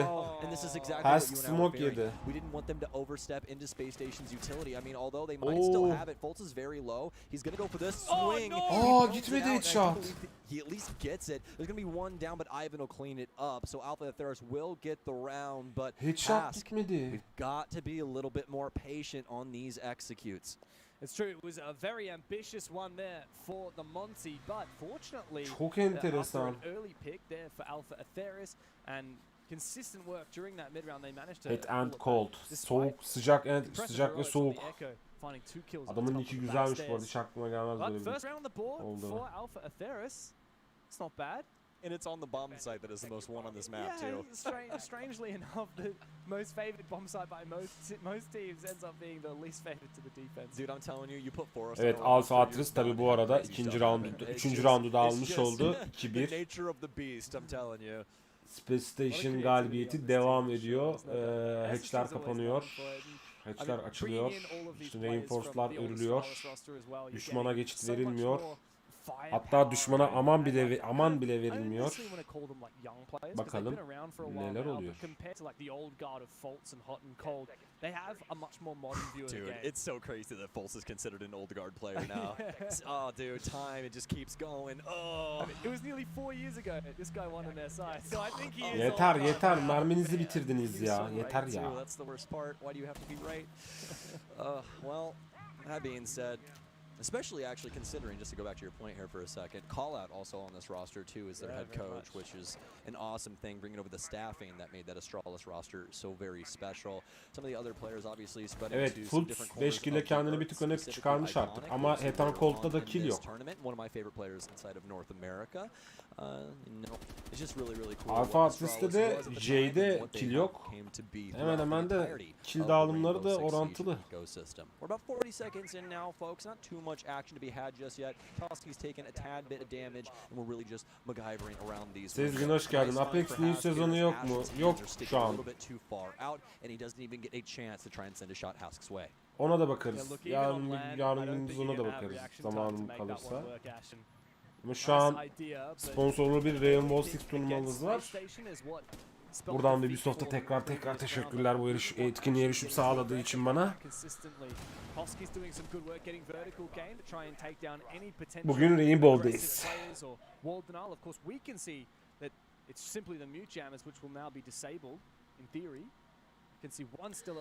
Evet, ilk kill, ilk kayıp kimden gelmiş? Space Station'dan gelmiş.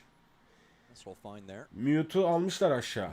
Over here for the side panel too. They'll get rid of the drones, and that drone economy not looking too hot to trot right now. Def halfway through the round, we got 3 drones left, but Jay wants to try and send it in. They've got the ace over inside of the other portion of the site as well. Jay will be able to take down Forrest as everything has reached a critical point for space. Critical point gerçekten. Double kill aldı Hesk. Not even any info, not anything at all. Alpha Theris just send it.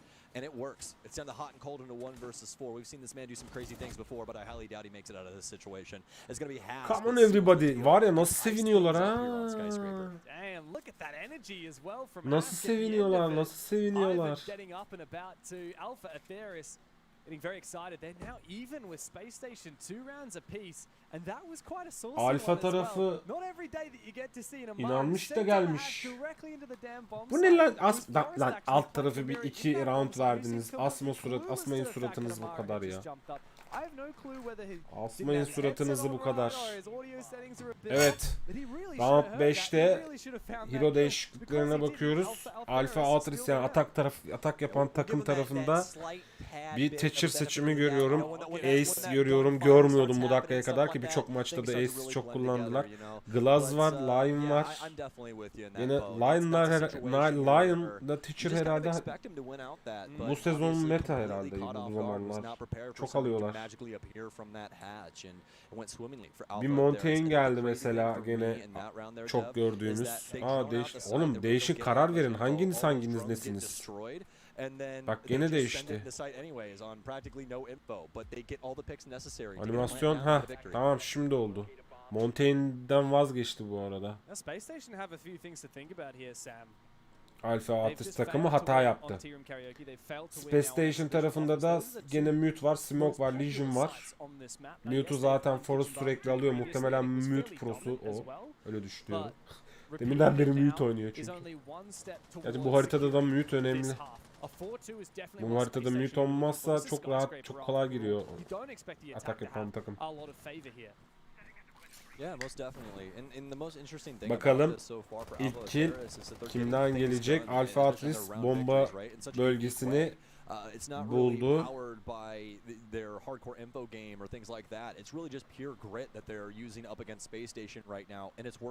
Space Station right now.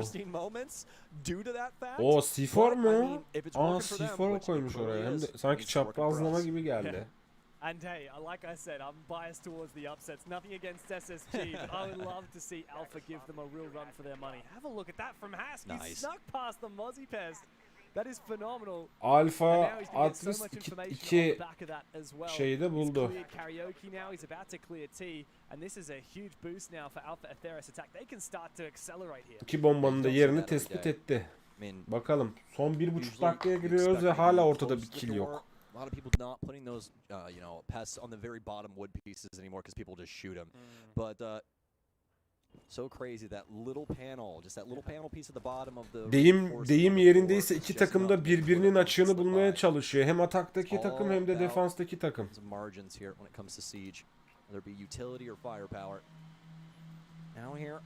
In 10 seconds remaining, Alpha Theris do have top floor control. Not have a lot of verticality to play into this though. Toski might have a secondary shotgun that he can use to try and break up some of that flooring, but they're really going to try and find a home here inside a barbecue, I assume, to try and get this plant down. Toski's going to get gunned by Ash, and he finally hits his mark. Prefire nasıl tek attı orada? For so very long. Looking for another one, Ash, and you know you want to take this fight. There's not a lot of vision, but he gets the timing down perfectly. Double kill geldi eşinden. 1 vs 5 kaldı atak pozisyondaki Alfa Atlas. Çok güzel 2 one shot attı ya. But SSG now putting them back in their place. Patience exuded from Faults and Hot and Cold on this top floor as they patiently hold this position. Hotton to find the final one and a second flawless round in this game for SSG. Looking solid. When Space Station have a definitive advantage, SSG o zaman it's really Space difficult to try and SSG mi? grasp it İlk away from them, isimleri ne right? ki onların? And I mean, we really have to highlight Ash in there as well. The patience. Kamikaze çok Türkiye benziyor ha. You never really expect it from these young guns, right? Ha, Space Station Gaming, doğru. Want to get the SSG. face of the opponent, really just show off their gusto, but instead he just plays it out, plays it for timing, and gets that shot directly into his back. Instead, doesn't even have to take the gunfight, just quickly cleans him up.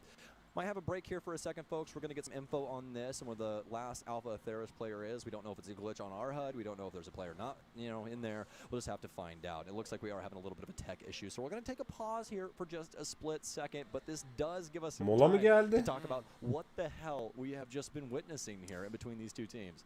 A lot of things. I don't know. I'm sorry to distract. I just want to say, hey, look at these matching mouse pads. That's nice. Dude, they want to be me so bad. Everybody's got artisan mouse pads now, dude. I'm telling you. I'm telling you. Are you a trendsetter? Everyone else is just a follower. Dude, it is. I got the Shindekai mouse pad before anybody even knew what artisan was. I ordered that thing out of Japan, and then like a year and a half later, everybody's getting artisan mouse pads, dude. And then now, I mean, this is like 3 years later now. Everyone has it. Evet, bir mola geldi. Shout out to Artisan. They make great Teknik bir mouse problemden pads. dolayı There's a lot of other mola things as veriyoruz well, arkadaşlar. but hey, I'm just telling you. Dude, I'm really sad that they took away the Shindekai mouse pad. It had like glass beads in it, and it was like the best gliding mouse pad I've ever owned in my life. They don't make it anymore because the glass beads will work their way out of the cloth. So, yeah, that's my little soapbox there for mouse pads, folks. I didn't know that you cared this much about mouse pads. Dude. I'm so specific about the things that I use. Like even if it's a tiny thing. Like for instance, I tried like the Super Glide mouse skates recently, and I tried them on like one of the very slick mouse pads, and there was just like a slight grab when you moved your mouse. Ne mouse padini mi ıslatmış? I was the only one who could. And then one of my friends used that exact setup for a week, and he came back to me and was like, "Yeah, I had to change the mouse pad because I could start feeling that grab." So maybe I'm just a little special in the head. I think that's okay. Your attention to detail is as much of an asset as it is a detriment. Well, I think a detriment just for you, man, because that's gonna get in your head, and you'll be like, I cannot use this mouse. Dude. Absolutely not. Literally me yesterday trying to play games on my laptop. I'm like, oh, this isn't my home setup. Oh my gosh. But you know what's funny? Just a bit of a segue. A lot of these players that aren't used to playing on LAN, that's exactly what they experience. I remember talking to Bliss after Copenhagen, and they were blaming their equipment. They were saying, oh, we couldn't get into it because we're so used to our home setups. Man, like this is LAN. You gotta get used to this environment. If you want Ona kitapları var bunların. you need to be able to kağıt kalemle çalışıyorlar derslerinde. Bak just to bring up good stories, and especially good stories about a really good friend, Michael Stockley. There was a moment. I want to say it was SI 2021. No. It was one of the SIs, but we had like a couple of different gaming stations that we could use as casters, just kind of mess around and whatever. And dude, I walk into the room, and this is like the very first time I walk in there. Kağıdı sallayınca bana da burası biraz sıcak oldu. This isn't good enough. And like I was talking to some other Evet, bu arada bu teknik molada biz de bir bakalım YouTube'umuz ne olmuş? YouTube'umuz kaç abone değil de kaç beğeni olmuş canlı yayınımız. Ona da bir çekelim. Nerede? Burada. So I had to stack the chairs so I could sit high enough. I was like, bakalım. And after I've told you all this, what did I say? I was 5 like, beğenimiz that's valid. hala tabii devam ediyor. Bir önceki yayında da bir the double stacked chairs. Nobody was expecting that. 18 beğenimiz vardı. 22 beğeniye totalde gidiyoruz 22 beğeniye doğru. Back to the nitty-gritty in between these two. It's 3-2 in favor of Space Station Gaming. Alpha Atheris have gotten things done in some pretty creative ways. It hasn't been through like mostly traditional means like we've seen. Obviously, they're still being attentive to those, trying to use their drones, trying to do this, trying to do that.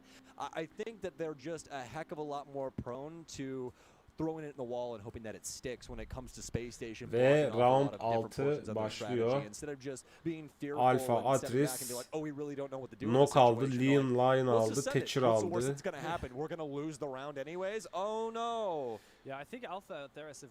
Gridlock aldı. Gridlockmuş. Oha isme bak. Capitao'yu aldı. Space Station tarafında da Jaeger, Echo, Smoke ve Legion var. Diğerinin ismini de şu an ezberleyebilmiş değilim. We bait out picks and then we convert a 4v2. That is the strength of this Mexican-Brazilian roster, and that's what I want to see a little bit more of. Yeah, you could say, oh, they really need to address these issues head on. atılıyor. Let's be real. When you're in a game, you cannot learn. Duvarlar boydan boya. Ya oraya inşaat boşuna mı yapılmış oraya ya? Biz oraya çimento harcadık. Ahşap harcadık. Gözünüzü seveyim. Yıkmayın böyle ortalığı. Alpha Atheris are good at trying to exploit brute force and baiting for kills. Go for that.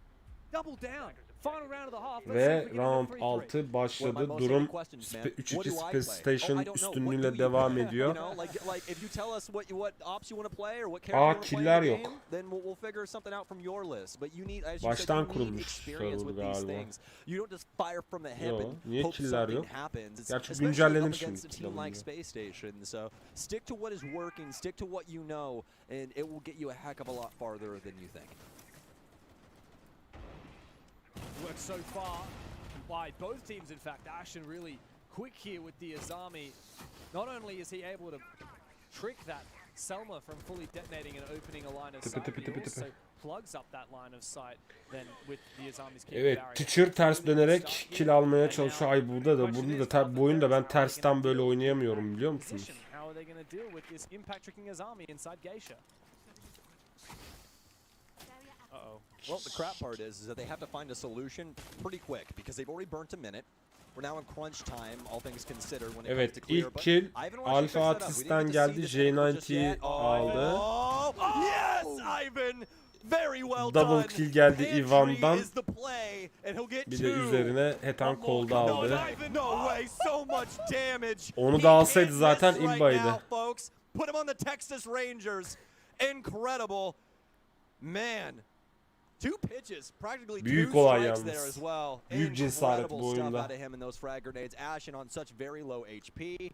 Forrest and Fultz now really have to pick up these pieces. There is still a chance here for SSG, adam even altta. for Ashen, but man, he's so low and he's terrified. He starts to move back towards Drum. Ivan on the other side, also low HP. What is the play for Alpha Atheris? A minute left. Son saniyeye kaçırdı adamı bu arada. Teacher'e bak hala ters duruyor. Bu arada 4 vs 3 kaldı diyebiliriz çünkü Ivan'ın canı çok az. 20 canı var, hatta 4 vs 2 diyelim. Çünkü eşinin canı da neredeyse 5. Ondan sonracığıma yani bir mermiyle Rainbow'da düşebilirsiniz. O mermi çok kolay yiyorsunuz, o mermiyi.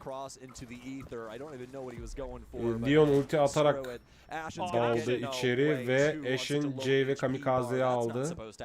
Şu an 3 vs 3 kaldı. Neredeyse canlarda birbirine eşit. Eşiden bir triple kill geldi ve 6. roundun galibi de Space Station Gaming oluyor. Clap, clap, clap, clap. I'm genuinely at a loss for words. That is insane that Ashen was not only able to stay alive, he gets 2 extra kills after getting naded down to 5 HP. No one has any knowledge of him being there at all, and he already killed some of your teammates from that exact position. They still overlook it. Huge oversight by Alpha Atheris, and now you no longer have equal footing. You're down by 2 rounds. Well, on the flip side, I will say I feel like SSG had to win that. Ve 7. rounda geçtik. Space Station 2 farklı üstünlükle avantajı aldı.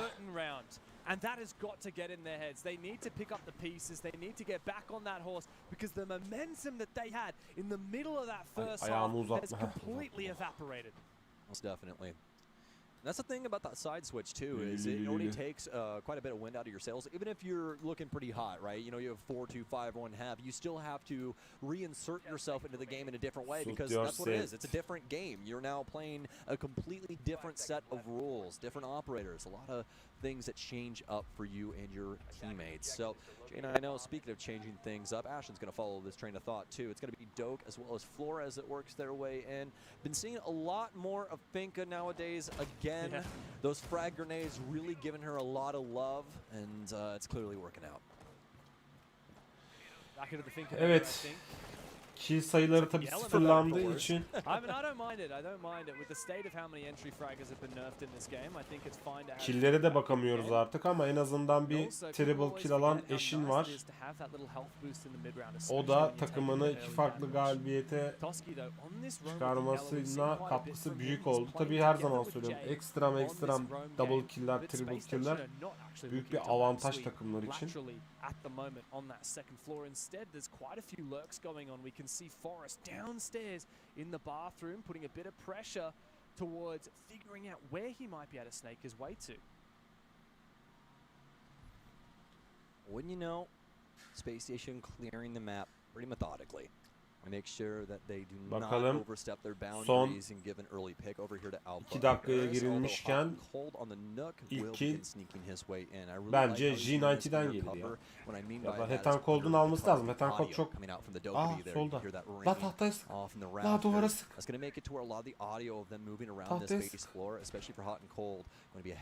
Adam orada it. Sık sık sık. Yok, yemez bu sefer onu. This is a blind nade though for Hot and Cold. He doesn't have information. I really think that the idea for Space Station here has got to be get info on these players on site and then start to send those nades on through. Don't send them in blind because you'll miss your opportunity. Now that one was blind and while it was Eşinden bir kill daha geldi. Kamikaze'yi temizledi. Eşin double kill aldı. Peşinden de Futs'un kill'i geldi. Ama Futs kaybetti. Şimdi gözler en azından Eşin'e dönmesi gerekiyor diyeceğim ama Eşin ölmüş zaten. Nereden öldüyse. And they still maintain the advantage with 45 seconds to play, chasing him down. Hot and Cold will not give up so easily. Hetan Cold yemedi. Toski, what are you doing, mate? You can't be missing those fights. Hot and Cold lands the final kill. SSG have got to be thanking their lucky stars. They stole that round from Alpha. O kill mermiler işte gitmeyince gitmiyor ya bu oyunda mermiler. I'm at a loss. I'm at a loss at what we just witnessed right there. It's going to proc the immediate tactical timeout. And why wouldn't it? I mean, a 5-2 split right now. Alpha Theris definitely had better looks earlier on, but these defenses are not looking good to at least start here. No, I mean, it really just came out from massive 2 kills from Ashen right at the start. I don't even know where that came from. I think he managed to sneak his way into Shrine and then just walk onto the bomb site. So Alpha Theris, I think there might be in their own heads a little bit, and if anything, this tactical timeout shouldn't be about talking strategy, about talking tactics. The most important thing right now is chilling out. Guys, we know how to play this game. Space Station aren't doing anything out of this world. We can beat them. We just need to chill out, relax a little bit, stop making these micro mistakes and letting SSG steal these rounds. I mean, dude, they were incredibly hyper-focused on what was happening around Geisha and the complete other portion of the map, to the point where nobody's playing Shrine and Drum. That's the most important part of the damn map. You said it. Like I swear to God, guys, if you go back to every map that I've ever casted, the opening thing I talk about is that central hallway every damn time. You wanna know why? Because it's the most annoying portion of this whole map. It's just working through, you know, Dragon and Terrace, Drum, Shrine. Çıkartamıyor tabii ki Alfa ama atak tarafında. Şimdi bir de defans tarafında bir izleyelim bakalım Alfa Atris defans tarafında ne yapacak. And that's what we saw out of Space Station. That is the lacking level of, you know, depth that we're seeing out of Alpha Theris. They had some angles built up that way, but they're vacant. Yeah, Space Station really showed a masterclass of it on their own defense. Alpha Theris cannot match it. Now, at least we're seeing for Alpha a change of the bomb sites. Go over to Exhibition, which ironically it's been far more successful this game than T-Room. Space Station definitely preferred it in particular. And this is quite an aggressive hold, in fact. It looks like there's an open external wall, and Hask has a very cheeky angle in conjunction with the shield and the reinforcement to try and put pressure on this external balcony. Dakika 2.37. Şimdi oyuncular hazırlığını yaptı ve bakalım nasıl bir round izleyeceğiz hanımlar beyler?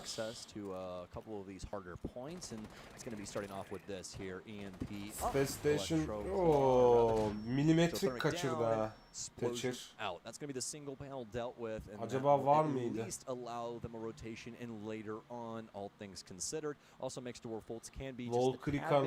Valkyrie kameralarda geziyor. Var, rotate'e bak. Yuh. Unfortunately, I don't think Fultz is going to be able to breach the double wall since one of the walls has already been opened up. It's not safe to place Thermite on there. I don't know if that's how he died right there, but the long angle from Haas is successful. Space Station bombayı buldu. Ve ilk kilde Has'ten ya da Hes'ten geldi. SSG must now rely on the map control from Hot and Cold and Forest to pick up this round. On a bare minimum, at least they do have. Ay oradaki düşman zannettim diyecektim ki niye sıkmıyor? Like you said, the far one already having a breach in it from the defense, so they can play a little bit actively on that swing, and the single panel also being handled. Hot and Cold's gonna hop the window and immediately get moving, but since he did hop that window, it's a different animation. Legion'dan bir heal boost geldi. Büyük katkı sağlıyor diyoruz her zaman. Evet orada bir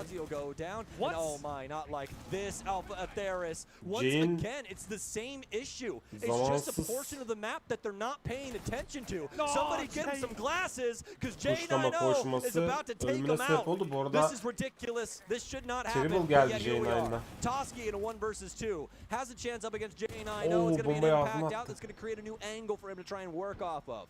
Tries to work his way over towards the dry bar door. Forrest has found a home for this. İlk defa bomba kuruluyor şu an kaç zamandır. Forrest kuruyor bombayı Space Station tarafında.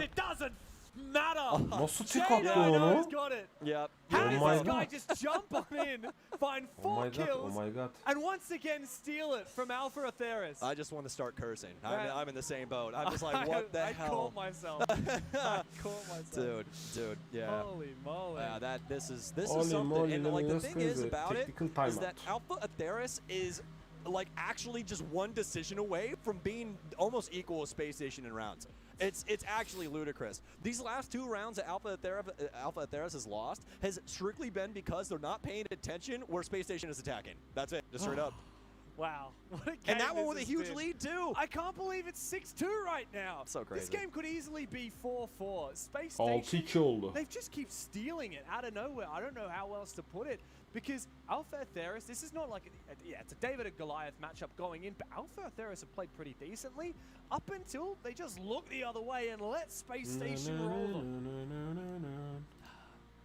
Like a good parent, you got to turn a blind eye every once in a while, you know? Like, I don't think that applies to your Rainbow Six Siege defenses, I'm afraid. Oh, man.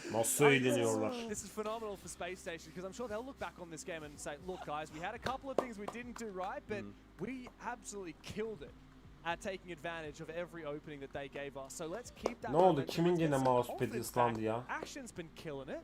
He should be fired up. This is his major debut. Keep that momentum moving into the upper bracket final. We are of course on a little bit of a technical pause as we sort out our player's monitor issue. And so guess what? Şeyini You're gonna have to kullanıyor. see our beautiful faces. Ses kartını kullanıyor. Kind of less today. No, I actually love it. I really love it. I was gonna say we didn't actually get a chance to say this at the start, but I'm really glad to be casting with you for the first time. Come on. Now we get to hug on camera. There we are, guys. Yeah, Mr. Stewart, brothers from other sides of the world.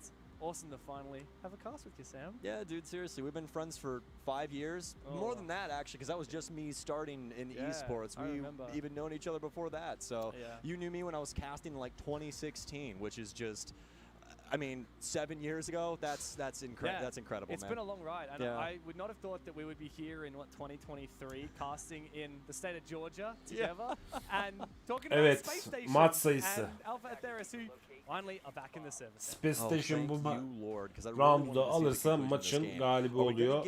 Ben de günün son maçını sizlere elimden geldiğince sunmaya çalışmış oluyorum. Son dakika bir kararla lower bracket'i bugün sunmayacağım. Yarına güç toplayıp upper bracket'in final ve playoff'a gidecek takımları belirleme aşamasında yarın akşam gene 6.30'da 6 gibi tekrardan görüşeceğiz. Hatch'ler kapanıyor, duvarlar kırılıyor her zaman olduğu gibi.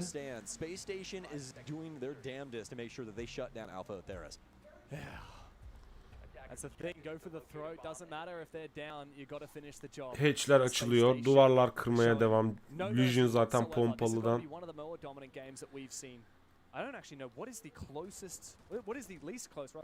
Başka bir şey yaptı yok, bir de trap atsın. Tamam. Ki severim yani Legion'da. Defans konumundayken. That was a pretty weird one as well. I don't know if any of you at home watched that lab series, but some awkward moments in that one for sure. Yeah, but either way. I'll just say on top of that, sık oradan be, geçer ama. Unfortunately, they've had two really challenging matches. As we said, Knights has already fallen. Alpha Atheris still to play, but it's not been great so far. Oh, that's something. Yeah, most definitely is. Don't call out, but nothing really to garner from it.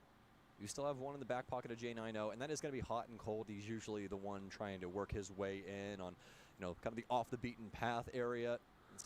Bakalım son 2 dakikaya girilmişken neler olacak? Space Station bir kayıpla dezavantajla atak yapacak ama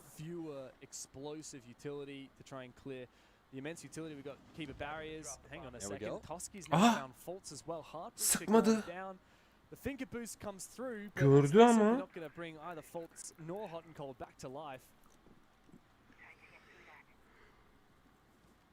We're halfway through the round, but it's just Space Station bleeding so far. But here's the thing, I don't want to count him out of it just yet because every single one of these rounds is just like güzel pick geldi. Finka'dan bir heal boost geldi. Somehow, some way gets punished early on, whether it be through clear or cheeky little discovery by Alpha Atheris. But we reached the mid round and all of a sudden Alpha Atheris savunma tarafında 4 vs 3 bir kişi rakibine göre bir kişi daha fazla.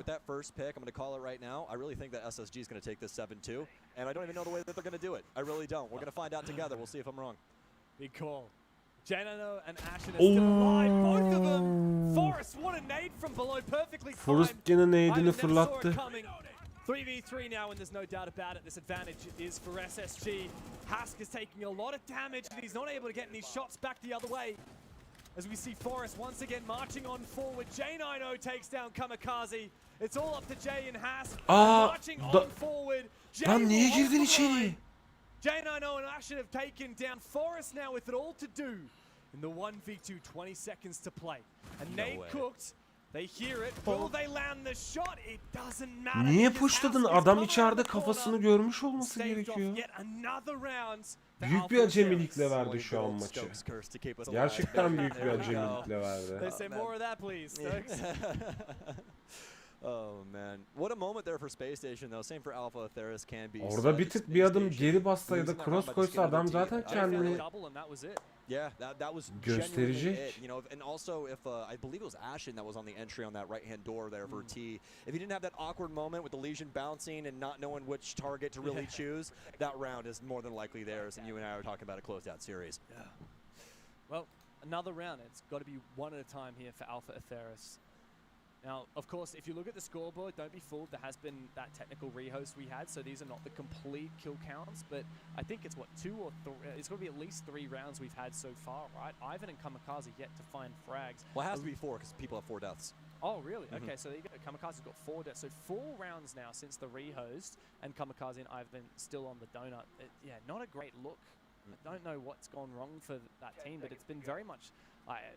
I don't know, one-sided. It's been very heavily on players like Hask, and in that round it was Jay finding those 2 picks. Jay, as you were saying, it kind of tends to lean back into that for them, where it's just like a very individualistic type of path that they've been walking. Evet. And it's, I mean, it can be good at certain moments in time, right? But Rainbow Six Siege is a team game. You really need to address it as such in your utility game and your clear, and it's just something that Alpha Theris aren't doing exactly a bang-up job of.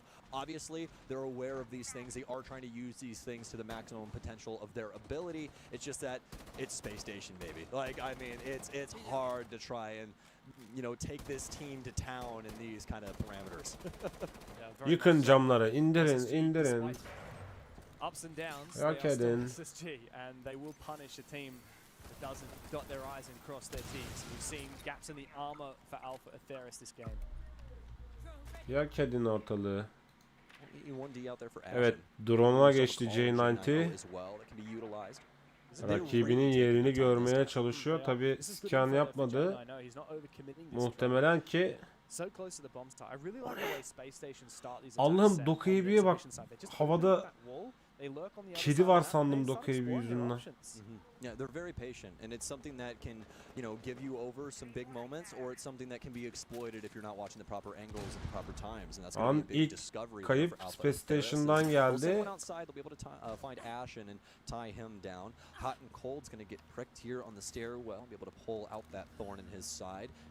Ve Hot and Cold trap'ten kurtuldu Legion'un trap'inden. Ah diye ses geliyordu. Shrine area, and actually the entire team of Alpha Theris in that main hallway, minus Ivan right here. Yeah, it's your favorite hallway, right?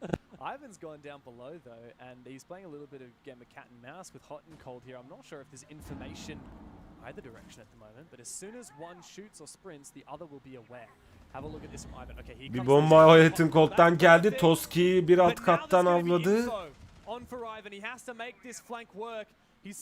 Bombalarla fark yaratıyor bu arada Space Station. Bir kill daha geldi Hot and Cold'dan. Ivan'ı aldı. 4 vs 3 kaldılar. Atakta olan Space Station şu an bir kişiyle üstün ve avantajlı konumda. Finka'dan bu arada bir heal boost geldi. Eğer çok büyük bir sıkıntı olmazsa doğru hamleler Space Station'ı galibiyeti getirecek. Legion da gitti. 4 vs 2 kaldı. Son 2 kile girilirken, hatta last kile girilirken Space Station maçın galibi oluyor arkadaşlar. GG.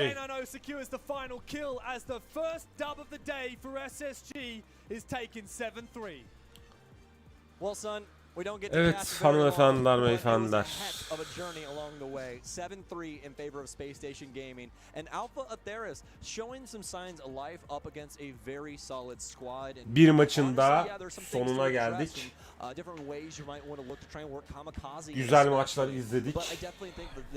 Upper Bracket'in galipleri de bu şekilde belli olmuş oldu. Ben hemen şöyle sevgili YouTube tarafını da kendime çevireyim. Sevgili Twitch tarafını da kendime çevireyim. Efendim hanımefendiler, beyefendiler, bu vesileyle de Upper Bracket'te yollarına devam eden 4 takımı da sizlerle paylaşmış olayım ben. Play in. Hatta dur buradan paylaşmayayım. Buradan paylaşayım. Upper Bracket'in final mücadelesi, A grubunun final mücadelesi GK Espor, Chris Gaming arasında. B grubun final mücadelesi daha doğrusu Bleed ve Lost arasında olacak. C grubunun final mücadelesi Dark Zero G2 Esports olacak. Ve D grubunun finali de Team Bliss Space Station arasında olacak. Tabii bu maçlarda yarın 6.30'dan itibaren başlayacak ama turnuva gece boyunca, Türkiye saatiyle akşam olduğu için, gece olduğu için söylüyorum, gece boyunca devam edecek. Lower Bracket'teki daha doğrusu upper Bracket'te kaybedenlerin mücadelelerini Best of 3 olarak her maçı izleyeceksiniz. Ben artık birazcık da yoruldum. Saat 5.30'dan beri yayındayım. Yaklaşık bir 7 saat oldu. Upper Bracket'ten ve devam edeceğiz. Yarın saat 5.30-6 gibi gene bu ekranlarda olacağım. Twitch'te canlı yayında sizlerle birlikte olacağım. YouTube tarafında sizlerle canlı yayında olacağım. Herkese teşekkür ediyorum. İyi ki varsınız. Bu arada YouTube tarafına öncelikle söyleyeyim. YouTube tarafında bugün neler oldu? Sevgili hanımım hem mahallemin gönüllüsü oldu hem de 5 adet abonelik hediye etti. Ve bu arada bu bracket de 2 bölüm olarak geliyor YouTube'a. Upper Bracket'in yayınları. Onlar da zaten kanalda bulabiliyor olacaksınız. Onun haricinde İşbedrim buradaydı. Hoş geldiler, sefalar getirdiler. Umarım ki keyif almışlardır. Baran geldi diğer yayınlarda. Diğer önceki kesilen yayında da gelmişti. Ve onun öncesinde bakayım bir dakika kaç beğeni olmuşuz. Bir 5 beğenide kalmışız. Toplamda bir 25 beğeni olduk. Olsun. 50 beğeni hedefimize ulaşamadık ama en azından hala beğenilerin olması güzel bir durumdur. Herkese teşekkür ediyorum. Sevgili Twitch tarafında da bugün aramızda Mikropi Pelit katıldı, Ceyhun katıldı, İbrahim katıldı, Atomic Yer katıldı. Onunla birlikte birçok kişi de chatte yer aldı. Umarım herkes hem Twitch hem YouTube hem Twitch bugünkü bu içerikten keyif almışsınızdır. Her zaman ne diyorum? Canlı yayınlar sonrası abone oluyoruz. Hatta canlı yayınlarda buradasınız zaten. Sonralarında yorum yapıyoruz. Beğeni butonlarına basıyoruz. Eğer arşiv olarak aramıza YouTube'da katılan varsa, takip ediyorum diyen varsa bildirim çarklarını açıyor, yorum yapıyor, like atıyor. Aramıza yeni katılan, kanalı yeni keşfedenler varsa abone oluyor, bildirim çarkını açıyor. Ve bütün her şeyi yapıyor. Katıla basıyor. Kendi WhatsApp gruplarında paylaşıyor. Her şey yapıyorlar. Efendim tekrardan teşekkür ederim. Twitch'te zaten takip ediyor, abone oluyor. Yayınlara, canlı yayınlara, partnerliğe giden yolda bizlere destek veriyor. Hepinizi öpüyorum ve İstiklal Marşı yaparak kapanışa geçiyoruz efendim. Bu arada da iki taraf için de söylüyorum. Cumhuriyetimizin 100. yılı mutlu olsun. Herkese iyi geceler. Yarın 6.30'da Twitch'te yarın 5.30-6 gibi YouTube'da da bir sonraki videoda ya da yayında görüşmek üzere diyor. Kendinize iyi bakın diyorum. İyi geceler. Görüşürüz. Aşkım kalp. Bay bay. Yeah, I don't know. Do you count Helby as well? I mean, he's pseudo French. Yeah, he's French Canadian, which is like 5 seconds to go.